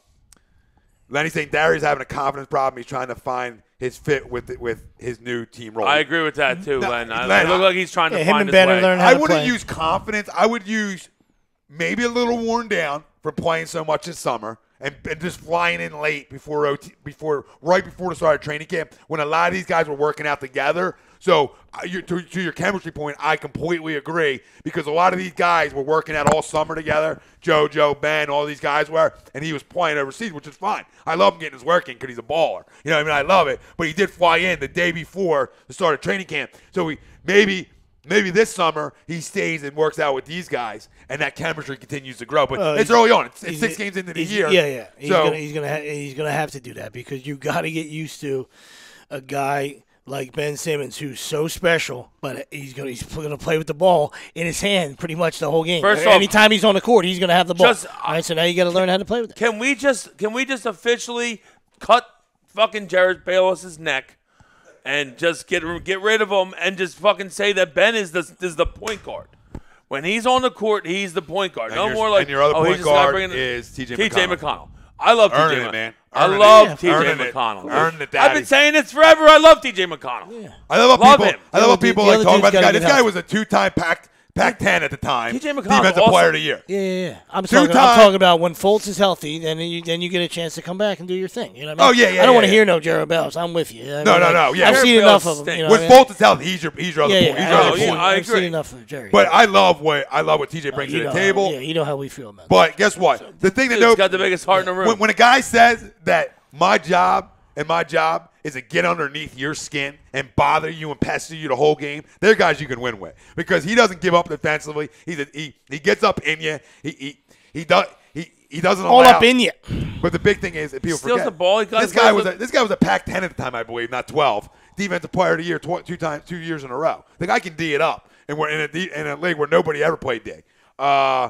Furkan, Scoresma, Sixer JT said He's young. He's still on the bench and He's learn young. right now. There's no need for him There's out no there. time. There's not even a chance to get him minutes right now. So you might as well. I would D-League him. He's on the bench though, right? Yeah, but Sixer JT, I can G-League, average whatever. 20. I can average 21 in the Euro League too. So I'm not going to crown him because he averaged 21 in the Euro League. A lot of guys do. He couldn't average. Steph 21 Marbury, in the hold the but fuck on. look- Steph Marbury's got statues up in China and playing overseas. He can't even play a minute in the NBA right now. So don't tell me. Steph Marbury, Tom Arnone. No, I'm not comparing me to Steph Marbury. I'm making a point that a guy like 38 can go get a statue and be the Michael Jordan of China playing overseas, but can't play in the NBA anymore. That's my understand that. point. I'm saying- I don't fall in love listen, with Court I Bosby- don't fall in love with Shush. guys doing the Euro League. I don't do it. Well, why would you? You're an actual. You're a human with a brain. Oh wow, I'm just saying I don't understand. Korkmaz is. I think Korkmaz has a lot of talent and he's going to get time, but he's not going to get it yet. It's going to be a while before he gets it. I think TLC doesn't get enough time, but there's no really time to give him. It's tough to find minutes right now. We have a lot of guys that need minutes. But Lenny, to your point, I proposed that to my two boys last week about Ja. You know what I mean? Because as a team, they're not. It's not like they're locking people up anyway. So you want a guy that can give you 16 and, like Willie said, maybe 16 and 10. But I know it's tough. And when JoJo's out, he's the guy that gets some burn. But I hear you. Real quick, Sixers JT. Then again, Dario averaged 35 this summer in the Euros, and he doesn't look at all that hot. Yeah, you know what I mean? That's we're on the same page, Sixers JT. Jay Lash, what's up, fellas? Dropping a pregame deuce before heading to the game. Wow. Figured I'll check in on the live. What up, Jay Lash? What's up, brother? A little too much info. Have at it. Dropping the kids off at the pool. It's okay. Have at it. Ralphie D. Ingram stinks. Okafor stinks. These Duke prospects all stink. LOL. Ralphie, you should be more worried about Ingram because he does stink. So does Lonzo and everyone else on the Lakers. Lenny Robinson, modern example. Jimmer Fredette. Jimmer. Lenny Robinson, thank you, Nicky. Love you, kid. Len Rob. All right, so let's do this. Take a break. Come back. El Rock just turned 35. Happy 35th, Happy Len. 35, man. Happy birthday, brother. You old son of a update. bitch. Wow, I'm freaking older than him by 2 months. That's funny. And he was a grade above me. Well, yeah. It's good to be held back when you're young. That's just because you were dumb. Yeah, exactly. Yeah, thanks for clarifying for the people. Now we're talking fucking headbutts. Well, this is family talk. I mean, I might as well cue them in. 7 years on If you you're feeling pups. froggy, go ahead and jump. 7 years on you pups. I remember you pups running around. Yeah. Amazing. Well, you're real old. Amazing. So. Yeah. As evidenced by the back brace I'm wearing right now. A lot of trouble. Right, but Garrick I'm only showed 33. up. I don't know about you guys. Hey, Garrick showed up, though. Listen, we'll be right back on the other side. We'll have 5 questions and then there's so. Sixers, Flyers updates. We'll continue that conversation. Our picks against the spread for the degenerates out there. That's the next segment. We'll continue our Eagles coming talk. hot. We'll continue answering all your Eagles questions as well. This segment was brought to you by Gibson Mayer LLC, our certified public accountant. Make them yours. Find them on the web, gibsonmayer.com, streamsmart.com. StreamSmart Vinny. He'll drop the ATD promo code in there. Get it. The best in the businesses. Agree, disagree. ATDRare.com. The Bad Boys. We'll be right back.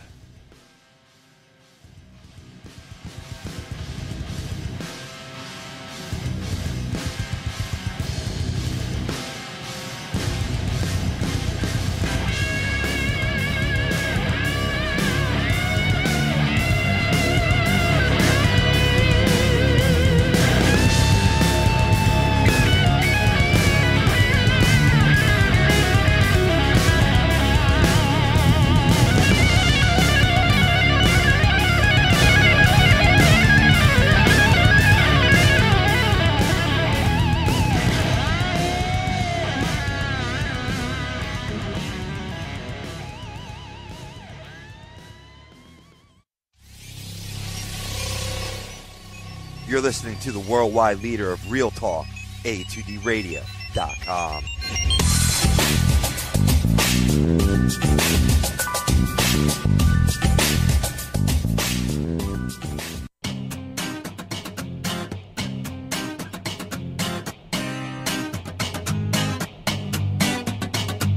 A2DRadio.com is proudly sponsored by Gibson Mayer LLC Certified Public Accountants. Gibson Mayer, located in Yardley, PA, is a leading accounting and business consulting firm with a proven track record of handling critical issues with expertise across many different industries, including construction, distribution, hospitality, manufacturing, real estate, service trades, merchandising, professional services, and professional athletes.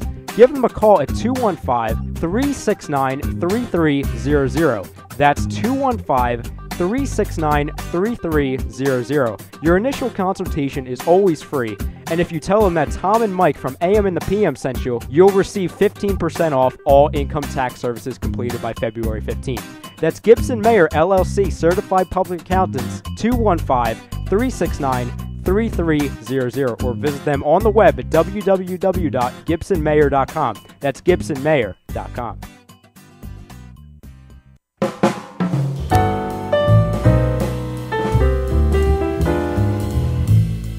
Fellas, you ever come in from that baseball or football game and your woman won't come near you because you stink beyond belief? Then you need Soap Stash. You should never settle for a generic hygiene product that only covers up the stench. Treat your skin with the best nutrients. Feel clean with the only soap you'll need. The highest grade carrier oils are ingrained in all of their products, which are 100% natural and terrific for your skin. No sulfates, parabens, or phthalates, and synthetic fragrance free. Contact Soap Stash for your sample package and give your woman what she deserves. You can contact Soap Stash at 844-890-3197 or visit them on the web at soapstash.com or Facebook at Soapstash LLC. Once again, their number is 844-890-3197. Soap Stash, the new soap standard.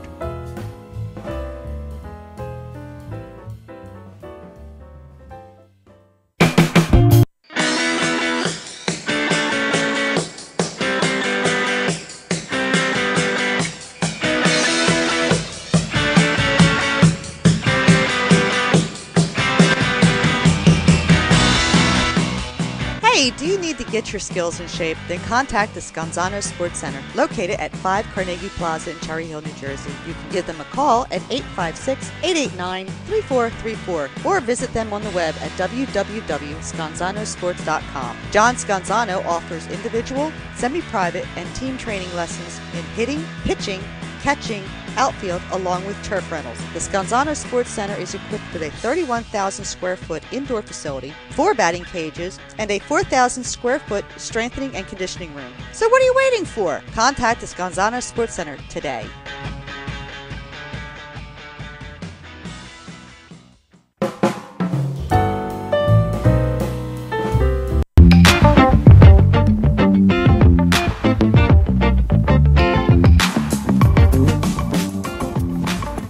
A2DRadio.com is sponsored by the Sports Outlet for all your sporting needs. Located 703 Black Horse Pike in Glendora, New Jersey. Give them a call at 856-939-2030 or email them at sportsoutletnj@comcast.net or visit them on the web at www.sportsoutletinc.com for all your sporting needs. The Sports Outlet.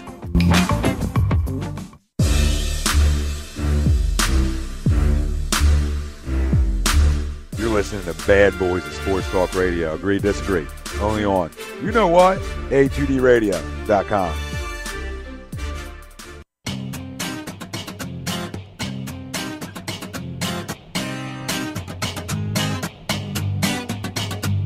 A2DRadio.com is proudly sponsored by Gibson Mayer LLC Certified Public Accountants. Gibson Mayer, located in Yardley, PA, is a leading accounting and business consulting firm with a proven track record of handling critical issues with expertise across many different industries, including construction, distribution, hospitality, manufacturing, real estate, service trades, merchandising, professional services, and professional athletes.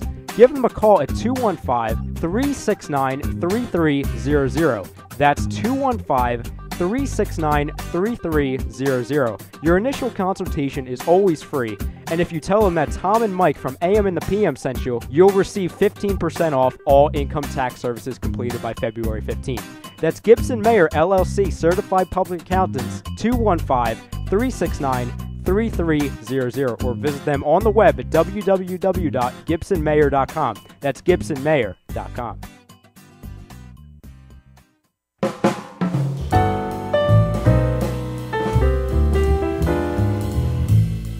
Fellas, you ever come in from that baseball or football game and your woman won't come near you because you stink beyond belief? Then you need Soap Stash. You should never settle for a generic hygiene product that only covers up the stench. Treat your skin with the best nutrients. Feel clean with the only soap you'll need. The highest grade carrier oils are ingrained in all of their products, which are 100% natural and terrific for your skin.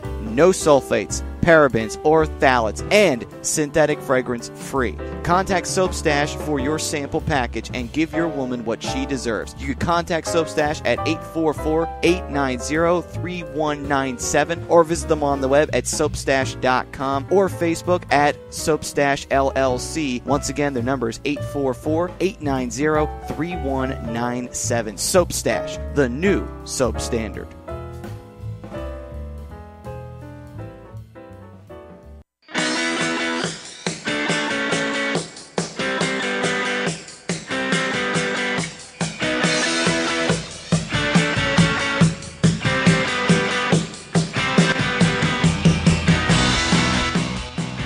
Do you need to get your skills in shape? Then contact the Scanzano Sports Center, located at 5 Carnegie Plaza in Cherry Hill, New Jersey. You can give them a call at 856-889-3434 or visit them on the web at www.scanzanosports.com. John Scanzano offers individual, semi-private, and team training lessons in hitting, pitching, catching, outfield, along with turf rentals. The Scanzano Sports Center is equipped with a 31,000 square foot indoor facility, 4 batting cages, and a 4,000 square foot strengthening and conditioning room. So what are you waiting for? Contact the Scanzano Sports Center today.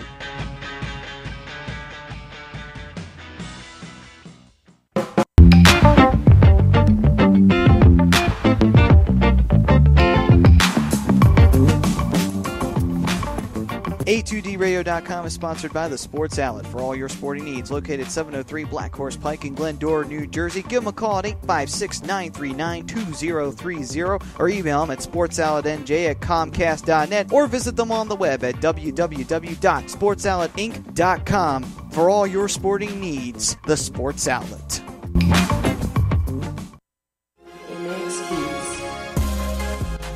You're listening to the bad boys of sports talk. Agree to disagree right here on A2DRadio.com.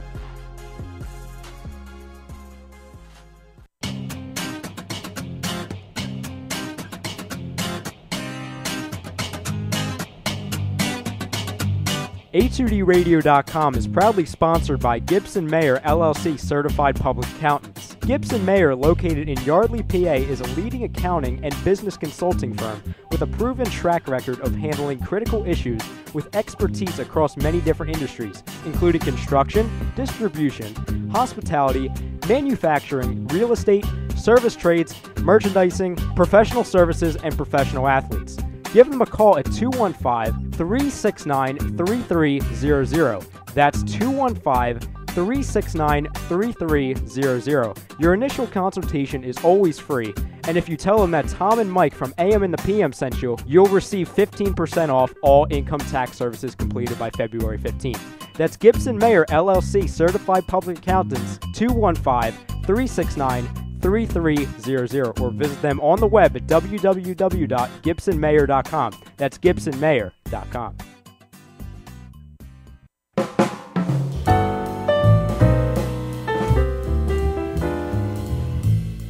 Fellas, you ever come in from that baseball or football game and your woman won't come near you because you stink beyond belief? Then you need Soap Stash. You should never settle for a generic hygiene product that only covers up the stench. Treat your skin with the best nutrients. Feel clean with the only soap you'll need. The highest grade carrier oils are ingrained in all of their products, which are 100% natural and terrific for your skin. No sulfates, parabens, or phthalates, and synthetic fragrance free. Contact Soap Stash for your sample package and give your woman what she deserves. You can contact Soap Stash at 844-890-3197 or visit them on the web at soapstash.com or Facebook at Soapstash LLC. Once again, their number is 844-890-3197. Soap Stash, the new soap standard.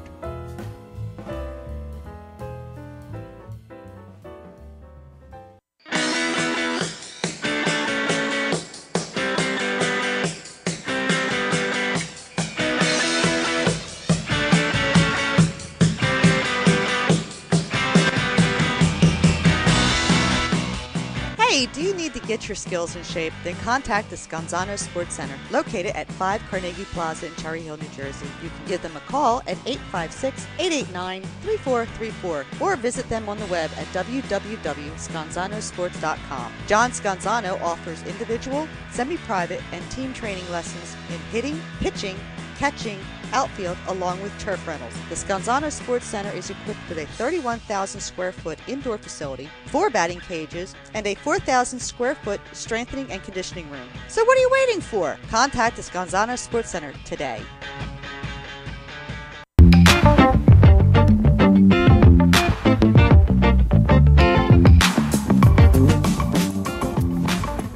A2DRadio.com is sponsored by the Sports Outlet for all your sporting needs. Located 703 Black Horse Pike in Glendora, New Jersey. Give them a call at 856-939-2030 or email them at sportsoutletnj@comcast.net or visit them on the web at www.sportsoutletinc.com for all your sporting needs. The Sports Outlet.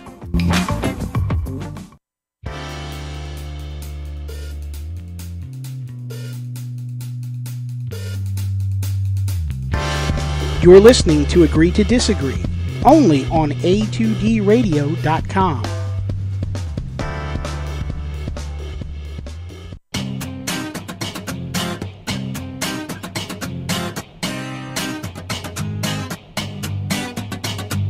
A2DRadio.com is proudly sponsored by Gibson Mayer LLC Certified Public Accountants. Gibson Mayer, located in Yardley, PA, is a leading accounting and business consulting firm with a proven track record of handling critical issues with expertise across many different industries, including construction, distribution, hospitality, manufacturing, real estate, service trades, merchandising, professional services, and professional athletes. Give them a call at 215-369-3300. That's 215-369-3300. Your initial consultation is always free, and if you tell them that Tom and Mike from AM and the PM sent you, you'll receive 15% off all income tax services completed by February 15th. That's Gibson Mayer LLC Certified Public Accountants, 215-369-3300, or visit them on the web at www.gibsonmayer.com. That's gibsonmayer.com.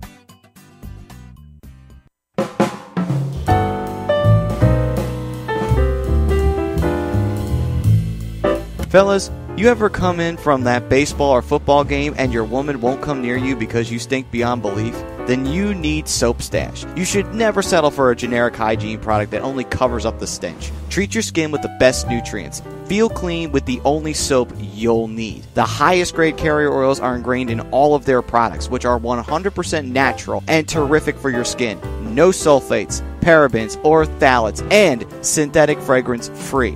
Contact Soap Stash for your sample package and give your woman what she deserves. You can contact Soap Stash at 844-890-3197 or visit them on the web at soapstash.com or Facebook at Soapstash LLC. Once again, their number is 844-890-3197. Soap Stash, the new soap standard.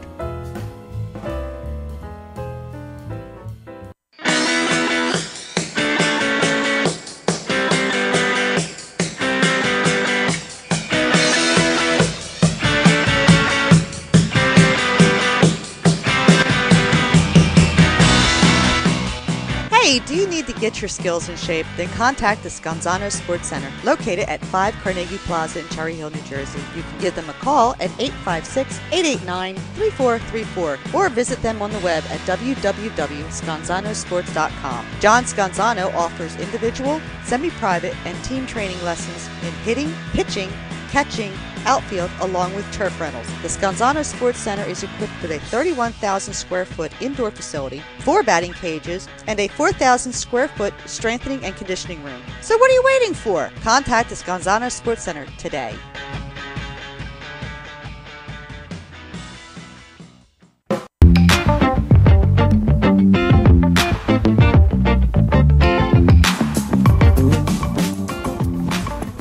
A2DRadio.com is sponsored by The Sports Outlet for all your sporting needs. Located 703 Black Horse Pike in Glendora, New Jersey. Give them a call at 856-939-2030 or email them at sportsoutletnj@comcast.net or visit them on the web at www.sportsoutletinc.com for all your sporting needs. The Sports Outlet.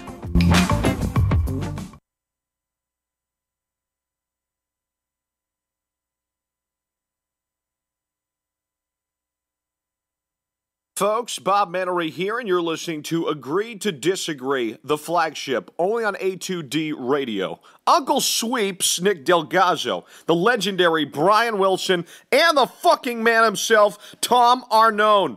These three guys from Jersey bringing you real talk with no agenda. You don't like them? Tough shit. It's their show, and they're going to say whatever the hell they goddamn want.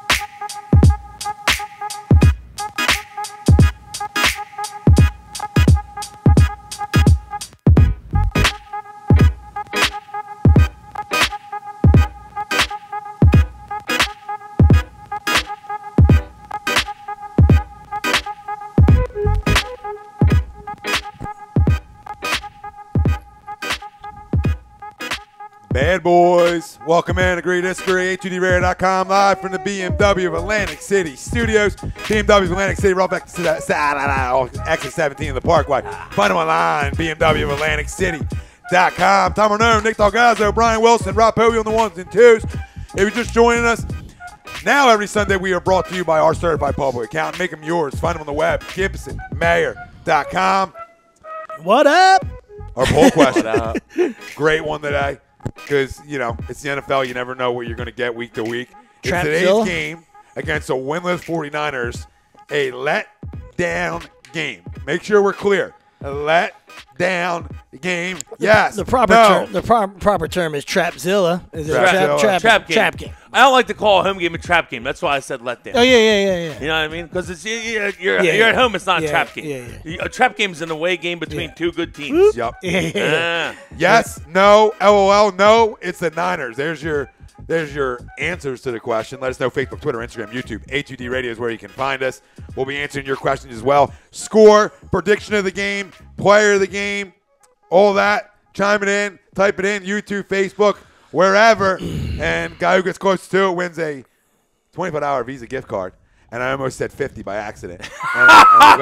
We'd have held him to it. We don't lie to the people. We'd have held Tommy to it. Get to the checkbook. Anybody on that ticket? Lenny hits Anybody on that ticket? Lenny hits us with, let's go here with your freaking halftime BS. You guys ain't Timberlake. And I hit him back with, we went an hour and 20 straight, Daddy. Nobody in the business holds that jockstrap. First off, no one on the couch wants to go to commercial except one guy. Oh, they do. That's all I'm going to say. That's all I'm going to say. They do pay. That's all I'm going to effing say. Okay, so don't. We take one every other show. We can do reads. Shut your mouth. I'm good with every reads. other show You can't read. has to do 3 sets of them. We do one. We're the flagship. No shit. That's why we do one.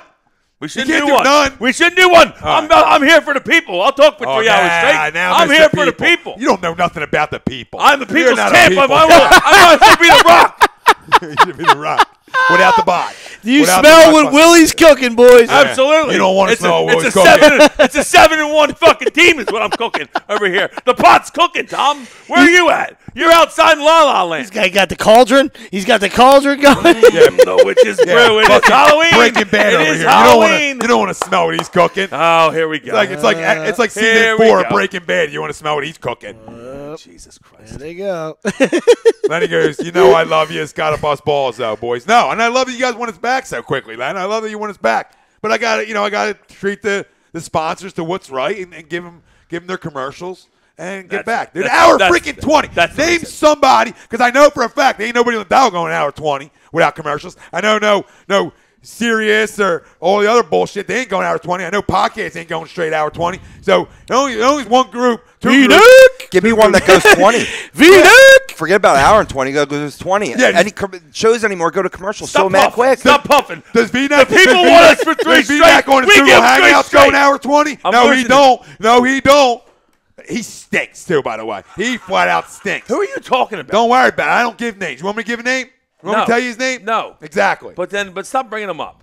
Listen, he brings me up all the time. Okay, no one cares. I'm not you. I don't want to talk about this guy. Nobody's talking about him. You can find Sweep said V-neck, and I clarified for the people. That's all I did. Sweep said V-neck. That's just a garment. I don't know. I don't know what you're talking about. That's just a garment. For the first time for me, because I don't generally watch Philadelphia programming, right? I saw SB. I don't think I need to say his name. I think you know who I'm talking about. He does sports on a local network, right?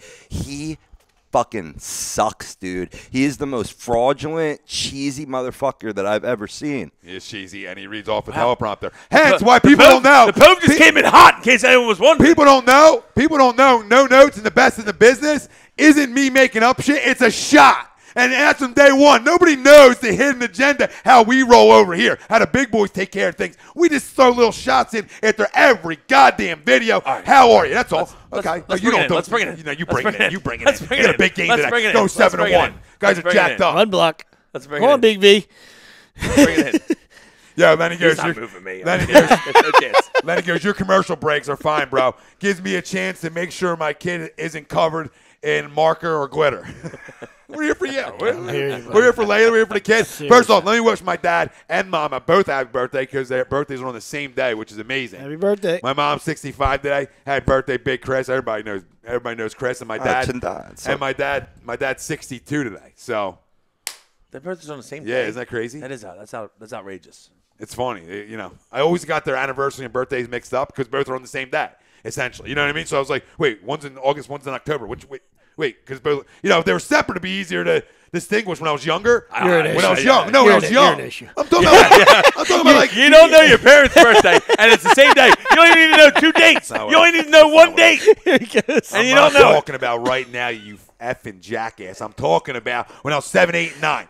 Okay, when you were in Texas, you weren't even here. So you lock it up. I was here. Well, whenever. When you were 9, I was here. Or Okay. 7, I was here. When did you leave? You were a child. You were nothing. When'd you you were leave? just we I were was running something. around. I You was were the kid something. that ran in I the was trees. something. I never ran up a We'll tree. take them last in I never- kickball. Oh, that never happened. Read through that. Relook at that. Who the number 1 pick is of Majors when he came over? Do we Who have was the number 1 do pick? we have Who was the kickball number 1 footage? pick? Came over. Who was the number 1 pick?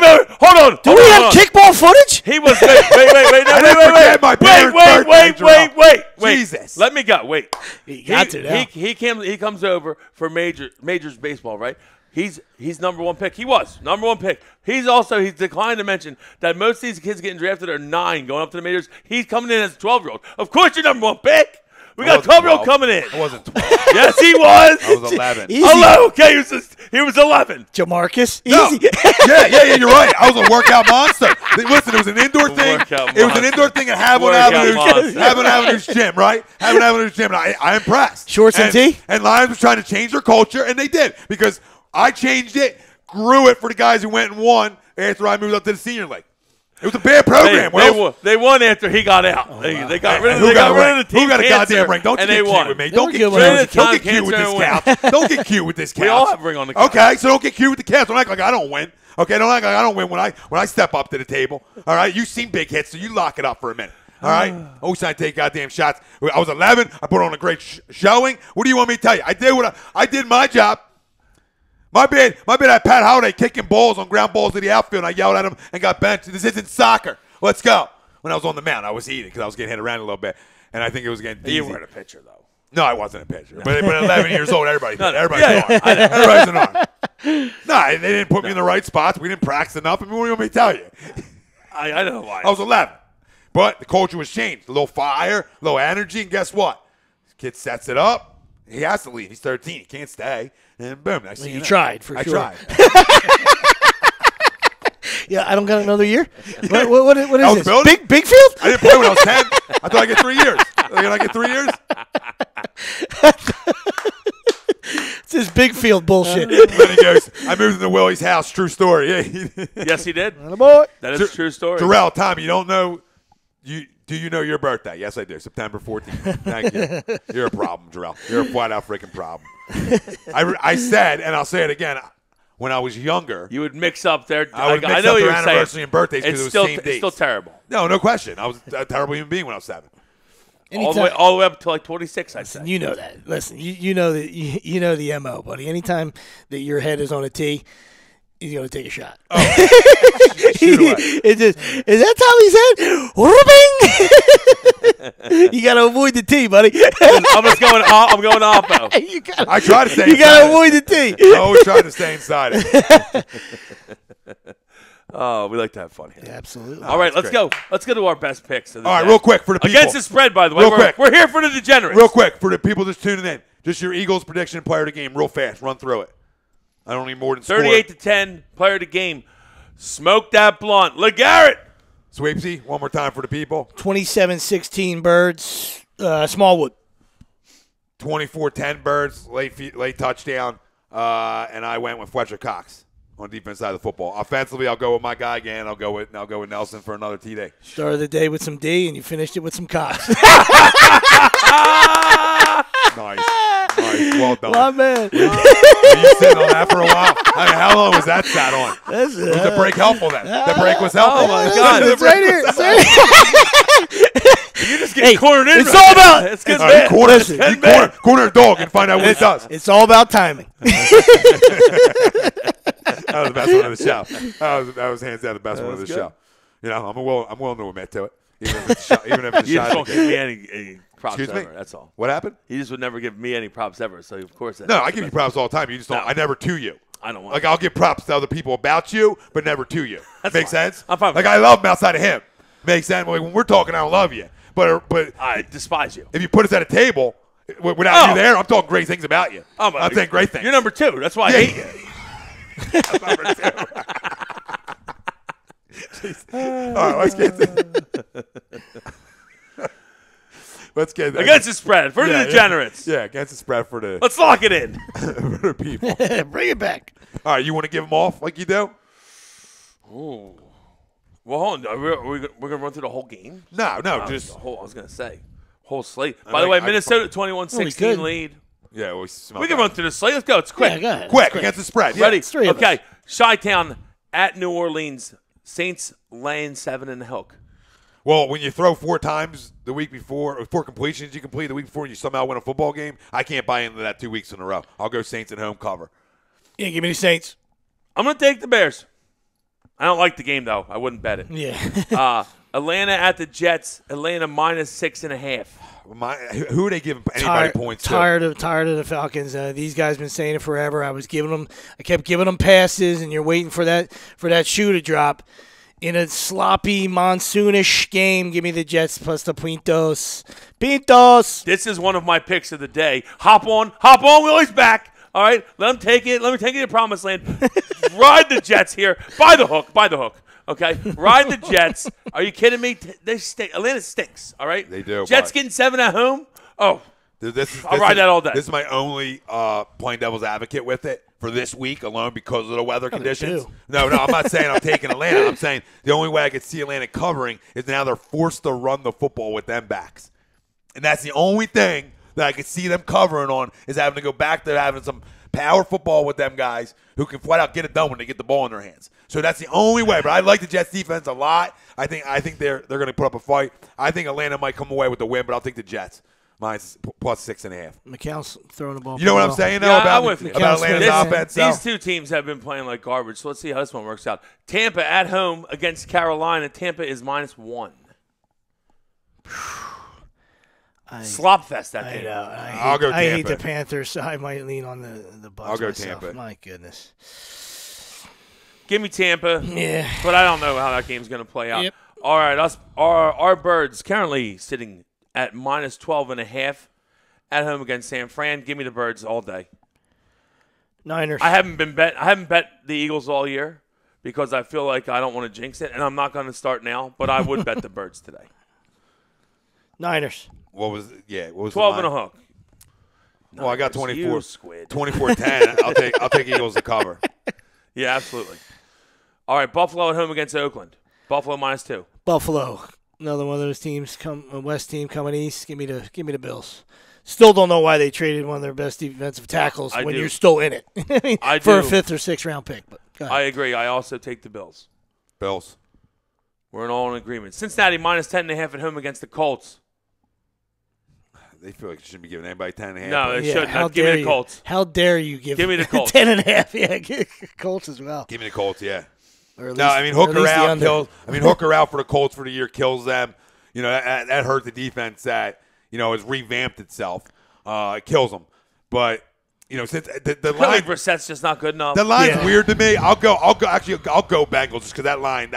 They're telling me that's a lot. They're thinking Cincinnati might stomp them. Vegas is over telling me Cincinnati stomps them. New England minus 7 at home against the Chargers. Another West Coast team coming to the East Coast and playing at 1. Give me the Chargers. The defense travels a little bit. Bosa's an issue. We already know about Ingram.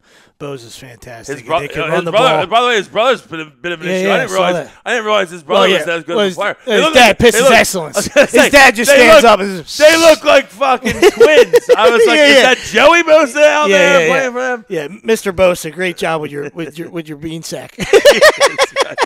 Give me the Chargers. I like Phillip to sling it around and keep it close, and they lose a lot of close games. So and we know New England's not. Foxborough's not what it used to be going in there. So yeah, I'll go Chargers to play everybody tough. I'm going to go New England, but I think it's a high scoring game. I love the over. Seattle at home minus 6 against Houston. I'll go Houston. Bet the bank on Seattle. Houston is laying down the issues with the owner. Seattle is going to freight train through this Houston team today. Roll job. Talking about taking their decal off their helmets. I mean, Jesus goodness gracious. It's getting ridiculous. Washington at home against Dallas. Currently Dallas minus 2 and a hook. Home dog. Give me the Skins. Pick them outright. Yeah, Skins. I love Dallas in this game. I'll take Dallas. And then Detroit at home against Pitt. Pitt minus 3. Another home dog. Give me the Lions. Yeah, absolutely. Ride them dogs. Lions. Give me that Lions. Lions. Should be a good game of football. Yeah. Should be a good day of football. And hopefully it's capitalized with the Birds moving to 7-1. And tomorrow night, the Chiefs roll job for me. Yeah, me too. I know it's a roll division, job for the Chiefs. After two losses, yep. and the way Denver's playing, roll job. Yes, Pootie Town, you guys heard anything about Lions apparently shopping Megatron's rights? If true, yes. Should Howie take a look into? Yeah, we talked about it earlier on in the show that they were shopping. Can you? Is that rights? Is he even going to come back and play? Like, there must be someone out there that has an inkling that he has a chance to come back and play. He wants to play still, Otherwise, they wouldn't be doing this. But I mean, who wouldn't want Megatron? You know, well, obviously, it's they're like like, the "Hey, same thing. would you guys want Megatron? Fucking hell yeah, I'll take Megatron." Yeah, it's like the same thing with a former Detroit Lions player and Barry Sanders when he retired early, and everybody every year was like, "Oh, you gonna come back? Is Barry gonna come back?" Yeah. I mean, I felt like for a 5-year stretch, there was talks about Barry coming back. It obviously never did. They said for Jim Brown, it went like 20 years. Yeah. yeah, we're going to 20 years. Deacon Like Jones 42. said when he was like 45 that he'd run for 1,500. Probably what? Unbelievable. Probably what?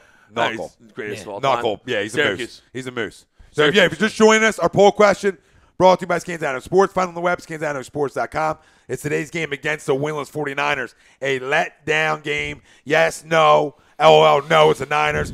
We all got the Birds winning if you just join us. Put your score. It's getting. Nobody wanted that score ticket. prediction. It's getting rough for you. Nobody wanted that ticket, huh? No ticket takers, huh? Nah, we gave it to Ralphie Dave. He wanted it. So. Oh, wow. Family talk. Family talk. Family talk for the big fella. All we needed was a Wentz jersey. Tom gave you enough time with his halftime. Wentz jersey just had to come through the door. Yeah. Todd obviously go to Modell's. You didn't have to go to Mitchell and Ness. You go to Modell's. You get a little replica. I thought if Get Todd yourself a wanted, ticket. We're talking $35 replica jersey. Yeah. That's fine. If Todd wanted to, he would have commented again how he, at some point now at 12 o'clock that he wanted the ticket. So, no, that's not for the ticket. Okay. That was for the Seattle-Houston game. He said I wouldn't take it. But, yeah, so we all have Eagles winning. And, my party game's Fletcher Cox on the defense side of football. On offense, I think Nelson just gets another one. LeGarrette. Player of the game. And Wendell Smallwood for the sweeps, man. So they don't want to hit that blunt. It's too big. That's you're just joining. Smallwood. Jacob Blaw, sorry. I'll take Megatron for a late draft pick. I feel like he could go off in the playoffs. Well, I mean, yeah. You think that? Yeah, I mean, if he knocked on your door, I think you pull your pants down as quick as you can. I mean, you're like, whoa, Calvin, is that you? Is that you? Good to see you. First. Good to see you. But I understand what you're saying. I mean, you're just thinking of different deals. But of course. I don't think there's is there a doubt. any possibility that we could trade for him and he could come back like immediately? Like, is that? Yeah, I'm sure he's in great shape. Obviously, I would do that. We're 6-1. Why not bring him in? Yeah. If he's in great shape, bring him in. Yeah, he's never been an issue. I know that. You know what I mean? He's just he is. awesome. He's an issue for everyone. Yeah. That's what I'm saying. He's an issue for everyone that's trying to guard him. Yeah. He's never been a locker room guy like that. He's been fine. Sixers Flyers update now. All right, Sixers get the second win of the year against the Mavs. We talk about Yogi goes to the line late, 96% from the foul line. We love a miss. We love a miss. After Bayless missed. Then they subbed in Nerlens to try to get a tip in. Shitbag Bayless missed. I hate Jared Bayless. I hate him. I just really do. Oh, I'm not a Bayless guy. There's a lot of people out there that are. That's not me, man. I don't even want him on the court. Yeah. TJ running second point behind the kid. Just let Ben do it. Let him run point. Fuck it. He can guard a point guard too. Who cares? He can do anything. He can do anything. He's amazing. He's a matchup He's problem fucking on both amazing. ends of the court. He's not just a matchup problem offensively. He's a matchup problem defensively because he can guard guards at 6'10", which is ridiculous. You see how Antetokounmpo or Alphabet spelling bee. Spelling bee. Sorry, Greek spelling bee over there. You see how this year he's kind of taken off now. Everyone's like, "Oh my God, he's amazing." It's like 2 years ago we were saying like, "Yo, this kid can play," but he couldn't really shoot, and now he can shoot it. This is Ben. Give Ben 2 years, dude. He's gonna be he's gonna be better than Antetokounmpo is. It's gonna be so good, so good. No, it's gonna be amazing how good he is. Yeah.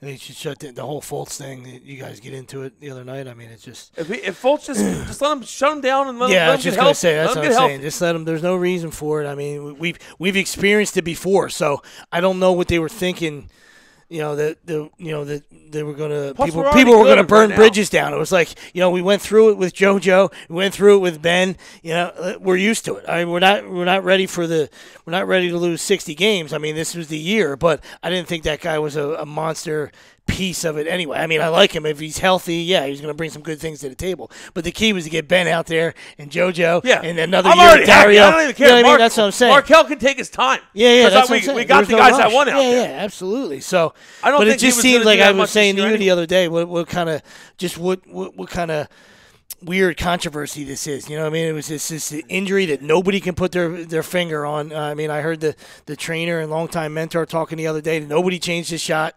But Brett Brown said his shot was changed. And it's crazy. The trainer said no, it's because he's hurt. He was altering it, and we can all see it. It's disgusting. I mean, who would think that's the right way to to shoot a basketball? Yeah, right? You'd have to be out of your mind. So, but he was healthy at the end of the summer league. So somewhere in September and October, he got hurt somewhere. And nobody has any answers, so just shut it down and it's and like get a healthy. fucking murder mystery. Yeah, that was great. It's ridiculous. Little Agatha Christie. Christ Almighty. Yeah, it is, but it is. It's amazing. Crazy. But again, I don't care though. You can shut him down. Yeah. Shut him down. Yep. Yeah, because listen, I mean, it was one thing. Oh, it was fluid drained, and then it was a cortisone shot, and it was all switched up, and the Sixers don't know what's going on, and blah blah blah. But at the end of the day, that's your one of your biggest assets here, and what you want to do is make sure you're taking care of him too. And if the guy is banged up, right, the last thing you want to go early on in a guy's career at 19 is this piece and the mental side of it. And that's what concerns me with the Sixers and how they handle injuries and how they handle this situation is if the guy's banged up, man, are you scared of us? Because then if you're worried about us, that's a problem. You understand? As a fan base, analysts, media, whatever. Okay, if you're worried about us and that's your decision making I'm not making the kid play, but having the kid play because it's number one overall pick that's not playing right away. If that's your reason behind it, that's not the way you should go about your business. If a guy's hurt, he's hurt. No, if a guy's hurt, he's hurt. Oh, he's definitely hurt. I mean, the guy was a 41% 3-point shooter in college. Yeah. His 1 year. I mean, and we always talk about what does he bring to the table? What translated his game? Oh, he can flat out get to the rim, flat out score the basketball. Period. That's not going to go away. Nobody's going to change that kind of guy's shot when he comes to the league. I mean, in the 3 games that he played, he didn't even take 1 3. I mean, that just goes to show you that there's an issue. I mean, something was wrong. Or something is wrong. Well, I mean, just let him get healthy, like you said. And from the Sixers' perspective, it's like a total. They did the opposite switch of what they normally do. Normally, we're just like sitting guys down when they're not hurt. This guy's hurt, and we're fighting. Yeah. They're like the medical staff is they're such idiots. I feel like JoJo and Ben were ready at the end of the year last year. Yeah, they continue to bungle everything. When we can allow a guy to play back to back every once in a while, and stuff like that, and it's just now this guy's legitimately hurt. He altered his shot. It became so gross, and we're gonna run him out there still. Come on, shut it down. Oh yeah, it's not fair to the kid at all. No. Terrible. But besides that, the Sixers are playing good ball. Absolutely. They blew a game against Houston, which they should have won, and everyone that's watching knows that they should have won that game, and they blew it, and that was coaching. That was strictly on Brett Brown. Terrible plays down the stretch. We held the ball too long. Yesterday, we went a little earlier. We went like 10 seconds. Yeah. We held to like 5 seconds in the Houston game, and we're just getting terrible shots. You can't not score in 3 minutes. Yeah, you got to score. Right, if you get to the line or one basket, you win the Rockets game. That's all it takes. In 3 minutes. Just thinking about how many possessions you have. All right, so I'm not saying that, you got to solely put it at that guy's feet, but somebody's got to make a free throw, one basket, and the Rocky game's wrapped up. And that's a young team trying to learn how to close. Yeah, I understand. Yeah. And that's what we were saying last night. Hey, finish, boys. We were up 7 last night, and the next thing you know, it was 1. Yep. Son of a bitch! Can we finish? It's the NBA, though. Yeah. Absolutely. Then he said about Ben. He's not a problem. He's a goddamn nightmare. Bob, he's right. Bob Harmon, great show, fellas. Been in and out all morning, so I haven't been able to comment, but still. Great show. Sixers win. Flyers win. Now we need a Birds win for a perfect weekend. And it gives the EAGLES, Eagles. Let's go. And Lenny said, let's go. Hartman coming in. About Ben, 7-foot, triple-double threat every night. He's a Sasquatch, a fantasy. He is. Lenny, you're completely right. He's like, it does. He's going to change. That's like I said, you just run him at point guard. And then everyone's like, dude, they have a 6'11" point guard, by the way. Anybody know that? Yeah. Because that's how good he is. He is, and he just moves. And listen, you this see is him what move. This is what you see him move out there. Originally, Jesus Christ. originally the term, I'll give you 1 second. Originally the term unicorn was just thrown around a while, So it's Porzingis, Spelling Bee, and now Ben. So there's a lot of unicorns running around, man. There's some special guys that, woo. Mismatch nightmare. And on the offensive side, because now you want to switch and you want to have a 4 cover him, he'll go by him to the basket, right? Because he's too quick for a 4 to cover. Yeah. Now you want to have put a 3 on him and he just back him in. You want to try to put a 1 guard or a 2 guard on him, he'll take him to the basket, eating him alive too. So anyway you want to put on him offensively, it's a problem. I'm not going to say he's a problem. You don't want to say LeBron because that's like LeBron was, astronomical talent. You can say next couple of years in that conversation. He moves like when LeBron came up. LeBron still moves like that. That's why he's still the best player in basketball. Agreed. But he moves like LeBron moved when he comes. He's fucking flies. Yeah. I was at a party last night and they had it on. And I was like surprised. And I seen one. I glance. Oh, I'm a drinker. Yeah, it's fine. What do you want? Halloween party. Yep. Halloween party. I'm here. 10 a.m. Ready to go. What were you dressed up as? I was a lion. It was pretty good too. Were you a lion? That's cute. Good. Oh, okay. I'm just saying, it's cute. The non-cowardly lion. And I was winning fucking beer pong games left and right too. Shocking. But I see a streak go down the court and then dunk. I'm like, that had to be Ben. It already turns. I'm like, yep, absolutely. Dude, fucking flies. He does. Yeah. He does. Super athletic. This game just is, like I said, it's just going to keep developing and evolving. And his shot is going to come. His passing's great. Did you see him make the one from the right-handed? LeBron wasn't a good shooter either, and now he's a good shooter. Yeah. Did you see the one right-handed in the lane? Oh. See the little pull-up when he goes to the right, though? He didn't even go to the left. I said, okay, Daddy. Okay. You don't have to use one. I mean, he was probably like 5-6 feet away. Teardrop. Like in the free throw line. He just came up and hit a little right hand. I said, "Ooh, was that right-handed?" Like, you know what I mean? That's how special he is. That, shit, it's the NBA. Not many guys can switch. I'm not talking about a layup or a dunk. I'm talking about, a little 6-footer in the lane. Like, oh, okay, that's who you. Okay, now cover it now. Which one are you going to block? You don't know which one you're going to block in there. Well, the best ever could. That's why he was the best ever scorer ever, probably. Kareem would hit you with the hook from the left or the right. Doesn't matter. Buckets. Could you imagine getting that good at that shot? Oh, my God. Imagine okay, I'm this tall. I'm just going to do this shot where no one can block it ever, and I'm going to make it 90% of the time from either hand. It's hard to do on a nerf. That's amazing. That's hard to do on a nerf. Those hook shots are so tough to be able to get that down. Yeah. Put a hoop on the back of that door, dude, and it's hard to do. Matt. Crazy. McCarrick just hopped on. Did you guys give your scores for the game? Yeah, one more time. We'll get it. 24-10 Birds. 38-10. 27-16 Birds. Roll job. Matt, give us a score. Player of the game. Chance to win. Visa gift card. Throw it in. Pootie Tang. Not to rush Brett Brown out of town because he deserves time. But out of curiosity, should Brett not work out and have you guys – should Brett – well, I mean, listen, if Brett should he not pan out is what Pootie Tang said. It's a big year for Brett. Yes, absolutely. And if we don't make strides of improvement and he keeps fumbling down the stretch of games, then yes, I'm willing to look elsewhere for sure. And I want to bring a guy in that's a win, like that's already been known as a winner. You have to, and I feel there's the same similarities with the Phillies. All right, like I said, you got to give him this year. He's here. He's endured the process, right? So you're not giving him any more. I got to see what happens this year. Once again, not saying that you're gonna have. There's no parade down Broad and Broad and Patterson. All right, the NBA's pretty damn good, but we got to make strides. We're expecting playoffs if everybody stays healthy. One of those, whether it's 6, 7, 8 seed, 5, 6, 7, 8 seed.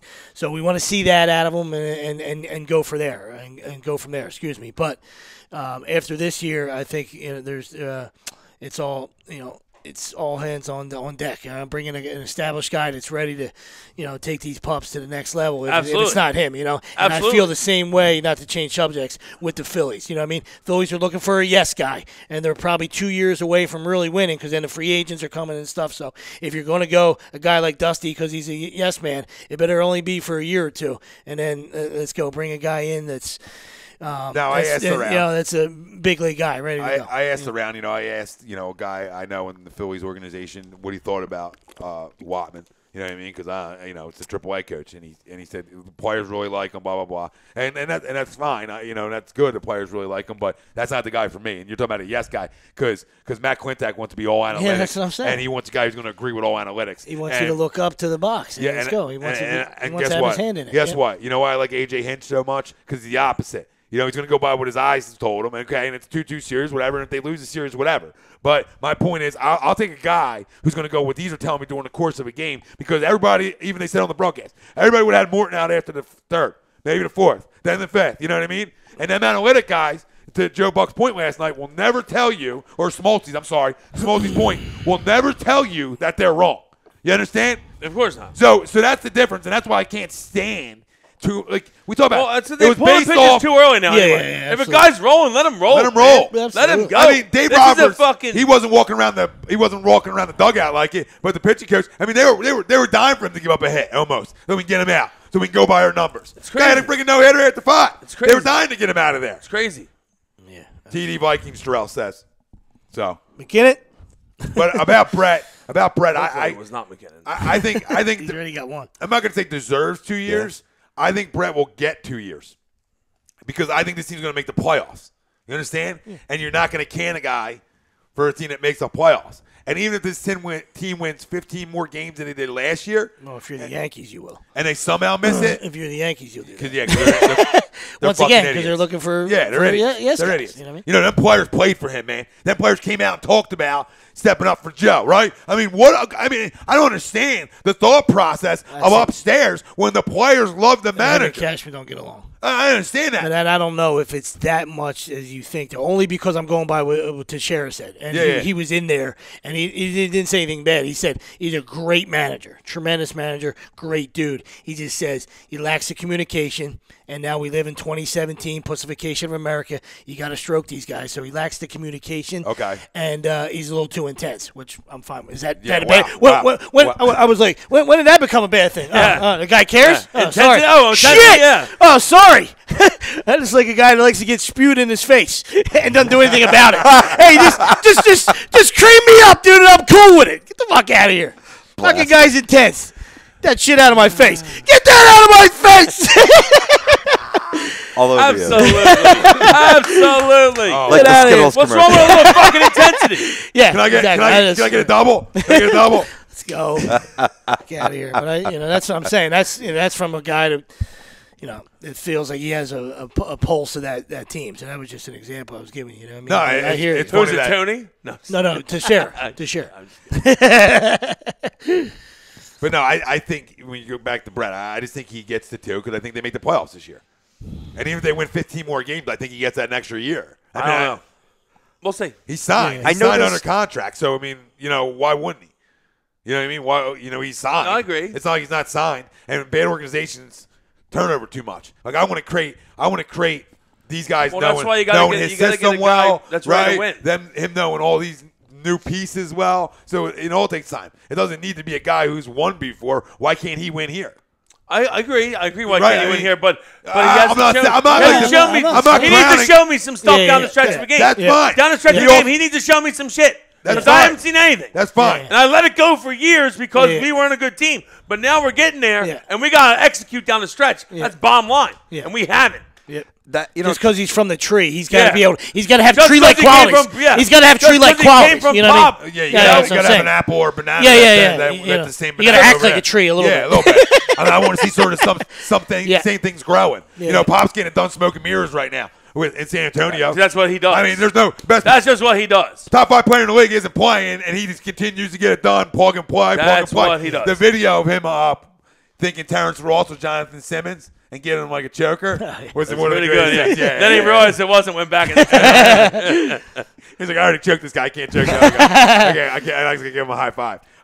Can I ask you a quick question before the questions? Because I chimed in at the tail end of that game last night against the Dallas Mavericks, and they looked awfully sloppy, almost giving up that game, right? Is that a more reflection of where this team's at, or does Dallas press you that hard?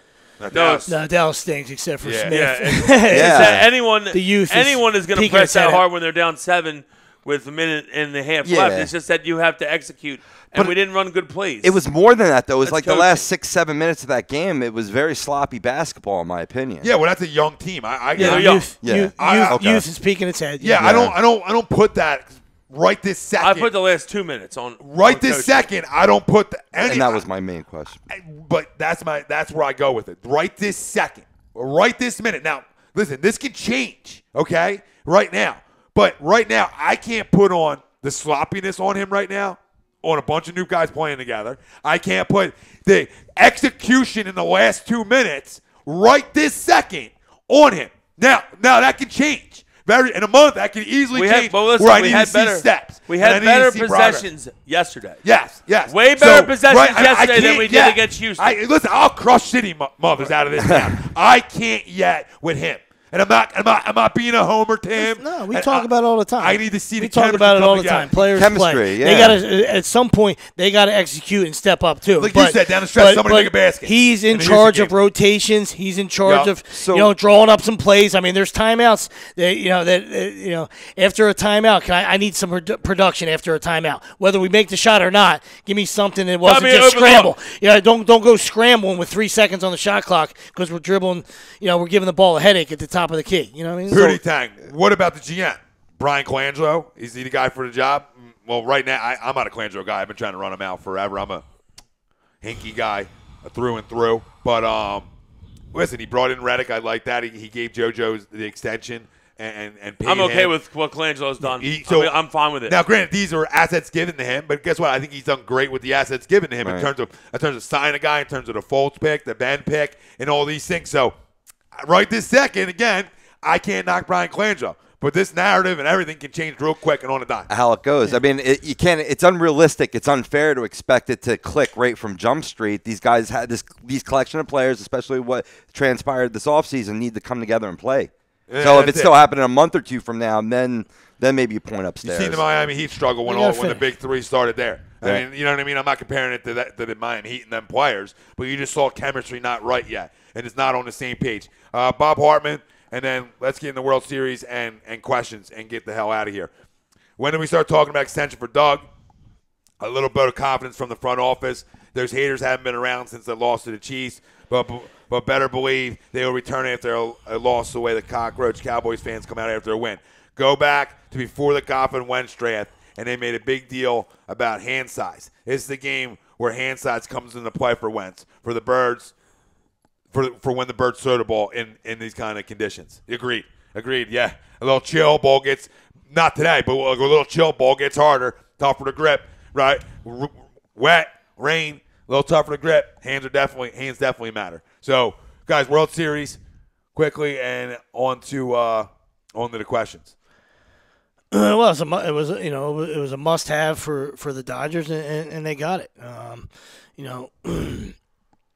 With Kershaw right there, it was actually. I thought it was a must-have for the Astros. Sorry. I mean, too. you didn't want to go down 3-1, but yes, with Kershaw looming, you would have a chance to go up 3-1, absolutely. So it was one of those both-siders right there, and both guys pitched great. Both starting pitchers were great.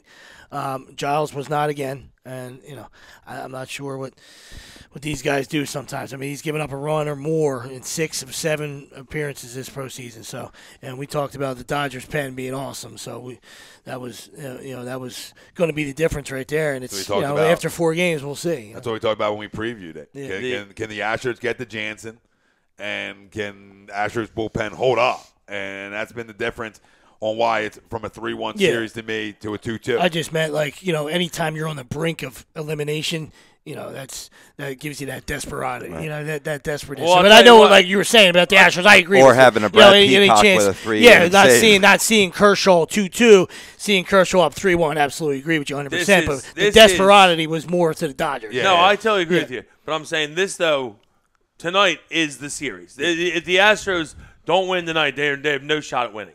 They're not going to go and win 2 in LA. It's not going to happen. So they need to beat Kershaw tonight, and that's a tall task. Yeah. It's a tall task. Hey, it is, man. Well, you hope for game 1. You hope you got to hope 1-1. Keegan throws really It's well. 1-1, and then he's got to get out of there because now and you can hopefully get in that pen. Buy it. If you're an Astros fan out there, you buy in that you saw him once already this series. So you got a little, you got a little book on him. Now he's one of the best pitchers of our generation. Okay, so I look at it like, hey, this he's got to hit around the post. But listen, there's pressure on Kershaw too. This defines the legacy of Clayton Kershaw. Game 5 tonight defines Clayton Kershaw's 2-2 legacy. series. Okay, Oh, it's the biggest start of his career. Yes, no question. By far. So me, hey, I don't know. I gotta check the money line and everything, but I'm leaning. I'm leaning. You're leaning Astros. I'm leaning to an Astros. That's a terrible idea. It is a terrible idea. Kershaw's going shut down. He might, but against this offense isn't a joke either. So I mean, it takes two to tango. It ain't a one show. It ain't one sided. He's not going against No, I'm well he's aware. not going against. He had 2 hits last night and 2 homers, 2 solo homers. Wow, unbelievable. Bob Hartman, Ken Giles, Lenny Robinson, great show. Fellas got a roll again. 24-10 Eagles. 1 offensive player of the game. Jenkins, defensive player of the game. Tuning in, Leonard. Eagles chant. Matt McCarrick, awesome 34-13 Birds. Alshon finally has big game, 2 DDs, 100+ yards. A lot of guys like Alshon today. So it's really getting me going because I have him in fantasy. I had to start him. So you got. let's go. So you got Kershaw winning tonight and the Dodgers sweep. I got the Dodgers winning tonight, and it's big trouble for the Astros. Yeah, I mean, I think like you said, this is his biggest moment of his life. So I look for them to go back 3-2. Verlander grabs 6, and here we go 7 again. They'll tie it on. See what happens in 7. Let's shoot to the questions and get the hell out of here. Nice. Got a game in 45. As always, we'll start with the primer question, get the blood flowing to the brain again. Will Carson Wentz win league MVP when all is said and done this year, boys? I'm going to say no just because he's very young, but I think he's going to have a great year. I think he'll be right there in the conversation. Probably Brady will probably end up getting it, because I think Brady probably should have got it last year, but because he was suspended, they didn't give it to him, because his numbers were amazing. I know Matt Ryan's were too, but his numbers were great. So I expect Carson won't win it unless we just keep it going and we only, say we don't lose another game, then he might win it. Kind of have to, right? But I don't think that's going to happen. But if his numbers, I'm fine with that happening. If his numbers continue on the pace they're on, I think he'll win it. That means we're winning games and 2 or 3 losses, whatever, and them numbers continue. He could win it. Yeah, I mean, I don't see why not. But he is a second-year player, so it's got to really stand out. Yep. I mean, according to these guys, a lot of these dry jocks and stuff like that. So it's going to have to be above and beyond. Unless you're talking about a 14-2 season, 13-3, 14-2, and the numbers are insane. Yeah, absolutely. Then you just tie the hands. Yeah, Next one. Absolutely. JT Barrett set the Big Ten record for career passing touchdowns, passing the great Drew Brees. Has he finally silenced the doubters, and what kind of NFL career do you guys see for him? None. Yeah, I'm not a big guy. None. Just another, he's a college guy for me. I mean, he's a college guy. Yesterday he was fantastic. Yeah, he was. But he can't throw in the NFL. No. Maybe if he's able to transition to a different position, maybe receiver, sometimes. Braxton Miller type. Yeah, but we'll see what happens. I don't think he can throw the ball in the NFL. I don't think he has the arm. Nah. And he came up short so much. So, I mean, yesterday was a great performance out of him in the fourth quarter. He was incredible. No taking anything away from him. Yeah, I don't know how he's a really good college quarterback. Yeah. I agree with that one. Going back to the series, little incident with Yuli Gurriel that I'm sure you're familiar with. Should he have been suspended during the World Series for making the slanted eye gesture after homering off Darvish, or is it fair to have a 5-game ban be enforced next season? And do you agree with the amount of games? It just don't make any sense. If you're going to do it, why wouldn't you do it now? Actually, you know what? I understand. It's a huge. It's a World Series. I kind of understand their argument for next year because he won't get paid for the games, and you don't get paid right now. Yeah, they're going to donate it or something. World Series games, but I mean, if you're going to give it to him, you should give it to him right now. Yeah. It should be during the series, or just fine him. Yeah. And not he called him China Boy, by the way. That was the bigger thing than the slant eye things, I think. Yeah, lip reading. Chinito or whatever. China Boy. Yep. That's what it is. Yeah. It's kind of funny. Yeah. It's 2017. You can't make fun of anybody anymore. So. Even if you're having fun with it. Even if it's not like a personal attack and you're just playing around. I don't know. You can't do it anymore. I don't know. But yeah, if you're going to suspend them, suspend them. But, I think they could have just fined them right now. And did it that way and not even suspend them. But they have to sort of suspend them at some point.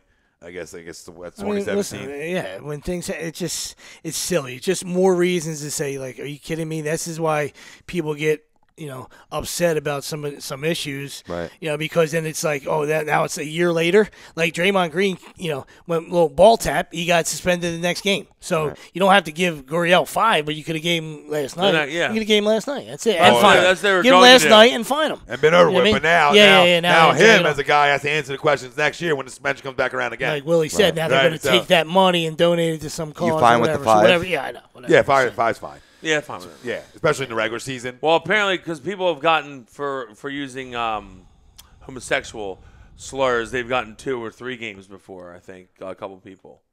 One of them was Kevin Pillar. I know that. Yep. The Mariners guy last year, right? Yeah, they got like 2 games, I think, for him. Yeah.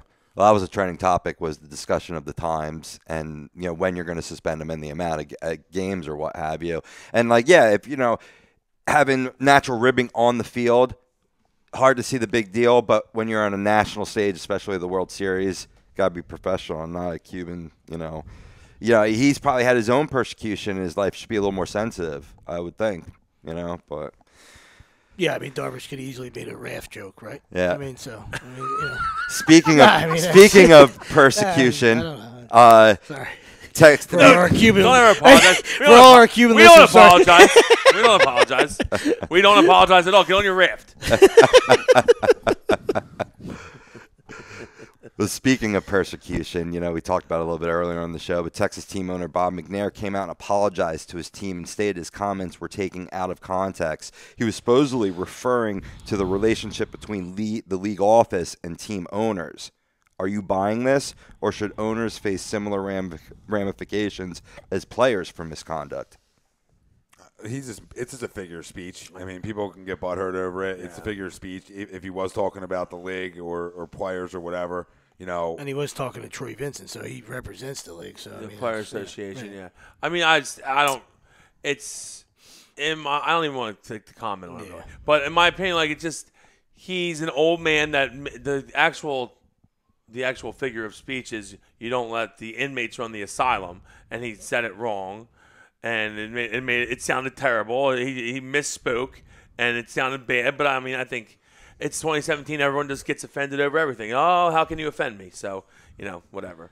I don't even like to look at it. Yeah, I mean, there's. I think it's. But are owners should owners be held to the same standard as players? You should get reprimanded for that. I'm sure. Absolutely. Yeah, definitely. Yeah.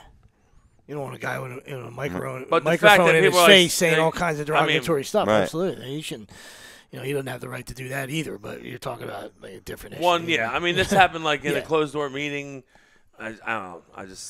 I just think that it's blown out of proportion. Right. It just seems a little suspect and fishy to me that all of a sudden it was about the league office. Now, you make a good point, Troy Vincent being a part of the league and the Shield or whatever, him taking that personally. But it was directed, or at least protested by DeAndre Hopkins and several other Texans players skipping out on practice, thinking that he was talking about the players. Now he's saying league office versus team owners. That, I don't know. That seems a little wishy-washy. When he says league office, he's talking about the Players Association. That's probably who he was talking about anyway. But that is the players. And then once again, what did that accomplish? You're supposed to be in a room. Those guys in the room with you are your brothers. All right, guys, you're going to battle with, so to speak, in the athletic world. All right, and now you're going to skip practice because your butt hurt. Yeah, I can't ride with it. Get out there, can't ride with it. Can't ride with it. Skip practice. Can't ride with it. It's ridiculous, man. Yeah. It really is. Everybody's trying to skip out. The youth of today just trying to get out of school or work. You just didn't want to practice, bro. That's all. You were just waiting for Bob McNair to fuck up so you can skip practice. Just come clean with it. That's all. Tell me that. Tell me you didn't want to practice. Right. You were just like, come on, Bob, fuck up. I don't want to practice. Come on. See, I would want to show up and give a piece of my mind and be like, look, that shit ain't going to fly. I need an apology for that or some sort of reparation. Yep. But, all right. Football is looming. So the last question from Poves 5. Rank the following NBA dynasties. 1, 2, and 3. The 60s Celtics, the 90s Bulls, and the 2000 Lakers, or the 2000s, whatever you want to say, the teens Lakers. What was it? I'm sorry. 60s Celtics, 90s Bulls, 2000 Lakers. 1, 2, 3. Oh, 60 Celtics. 90s Bulls. Oh, yeah, that's mine. My number one. I'm a Jordan guy. 60s Celtics 2, 2000 Lakers. I would go 80s Lakers over 2000 Lakers, but I don't know. I mean, Shaq and Kobe, I understand that dynamic, but it was a three-peat. Yeah, Equal I mean, they were all championships. I don't know, man. It's tough. Yeah. It's tough. I guess I'm going to go you know? Bulls. Just because I think that Bulls team with Jordan and Pippen I'll go Bulls, was the best. Lakers, Celtics. Yeah, it's just so hard. Like, I don't take anything away from Bill Russell. He was a fantastic. I mean, guys, come on, he got rings all over the place. It's just, I don't know, it's just hard. I feel like there was nobody around back then. I think Red did what he wanted. And 7? Yeah, but 60s, in the 60s? 60s Celtics were incredible. No, I'm just saying. Was it 7? I think they had 4 Hall of Famers. I think. Well, they had Havlicek, right? Kuzi. Yeah, they were loaded, man. Yeah. They were loaded. Yeah, they were. All right, boys. They're fantastic. That puts a bow on it. Let's go, Birds. Let's go, Birds. Let's go, Birds. Hey, thanks for everybody for tuning in on this soggy day. Yeah, let's go, Birds. Clean win. Get out of here. Injury-free. I'd like to thank Gibson Mayer, I'll say our certified pub account. Make them yours. Find them on the web, gibsonmayer.com, streamsmart.com. ScanzanoSports.com, SportsOutletInc.com, BMW Atlantic City. It's Agree, Disagree. Only on A2DRadio.com. Thank you all for listening. Thanks for tuning in. Go Birds. Enjoy your football this Sunday. We out. Tom Arnone, Nick Delgozzo, Brian Wilson, Rob Povey on the ones and twos. The best in the business is no Go notes Birds. around. We out. Family talk.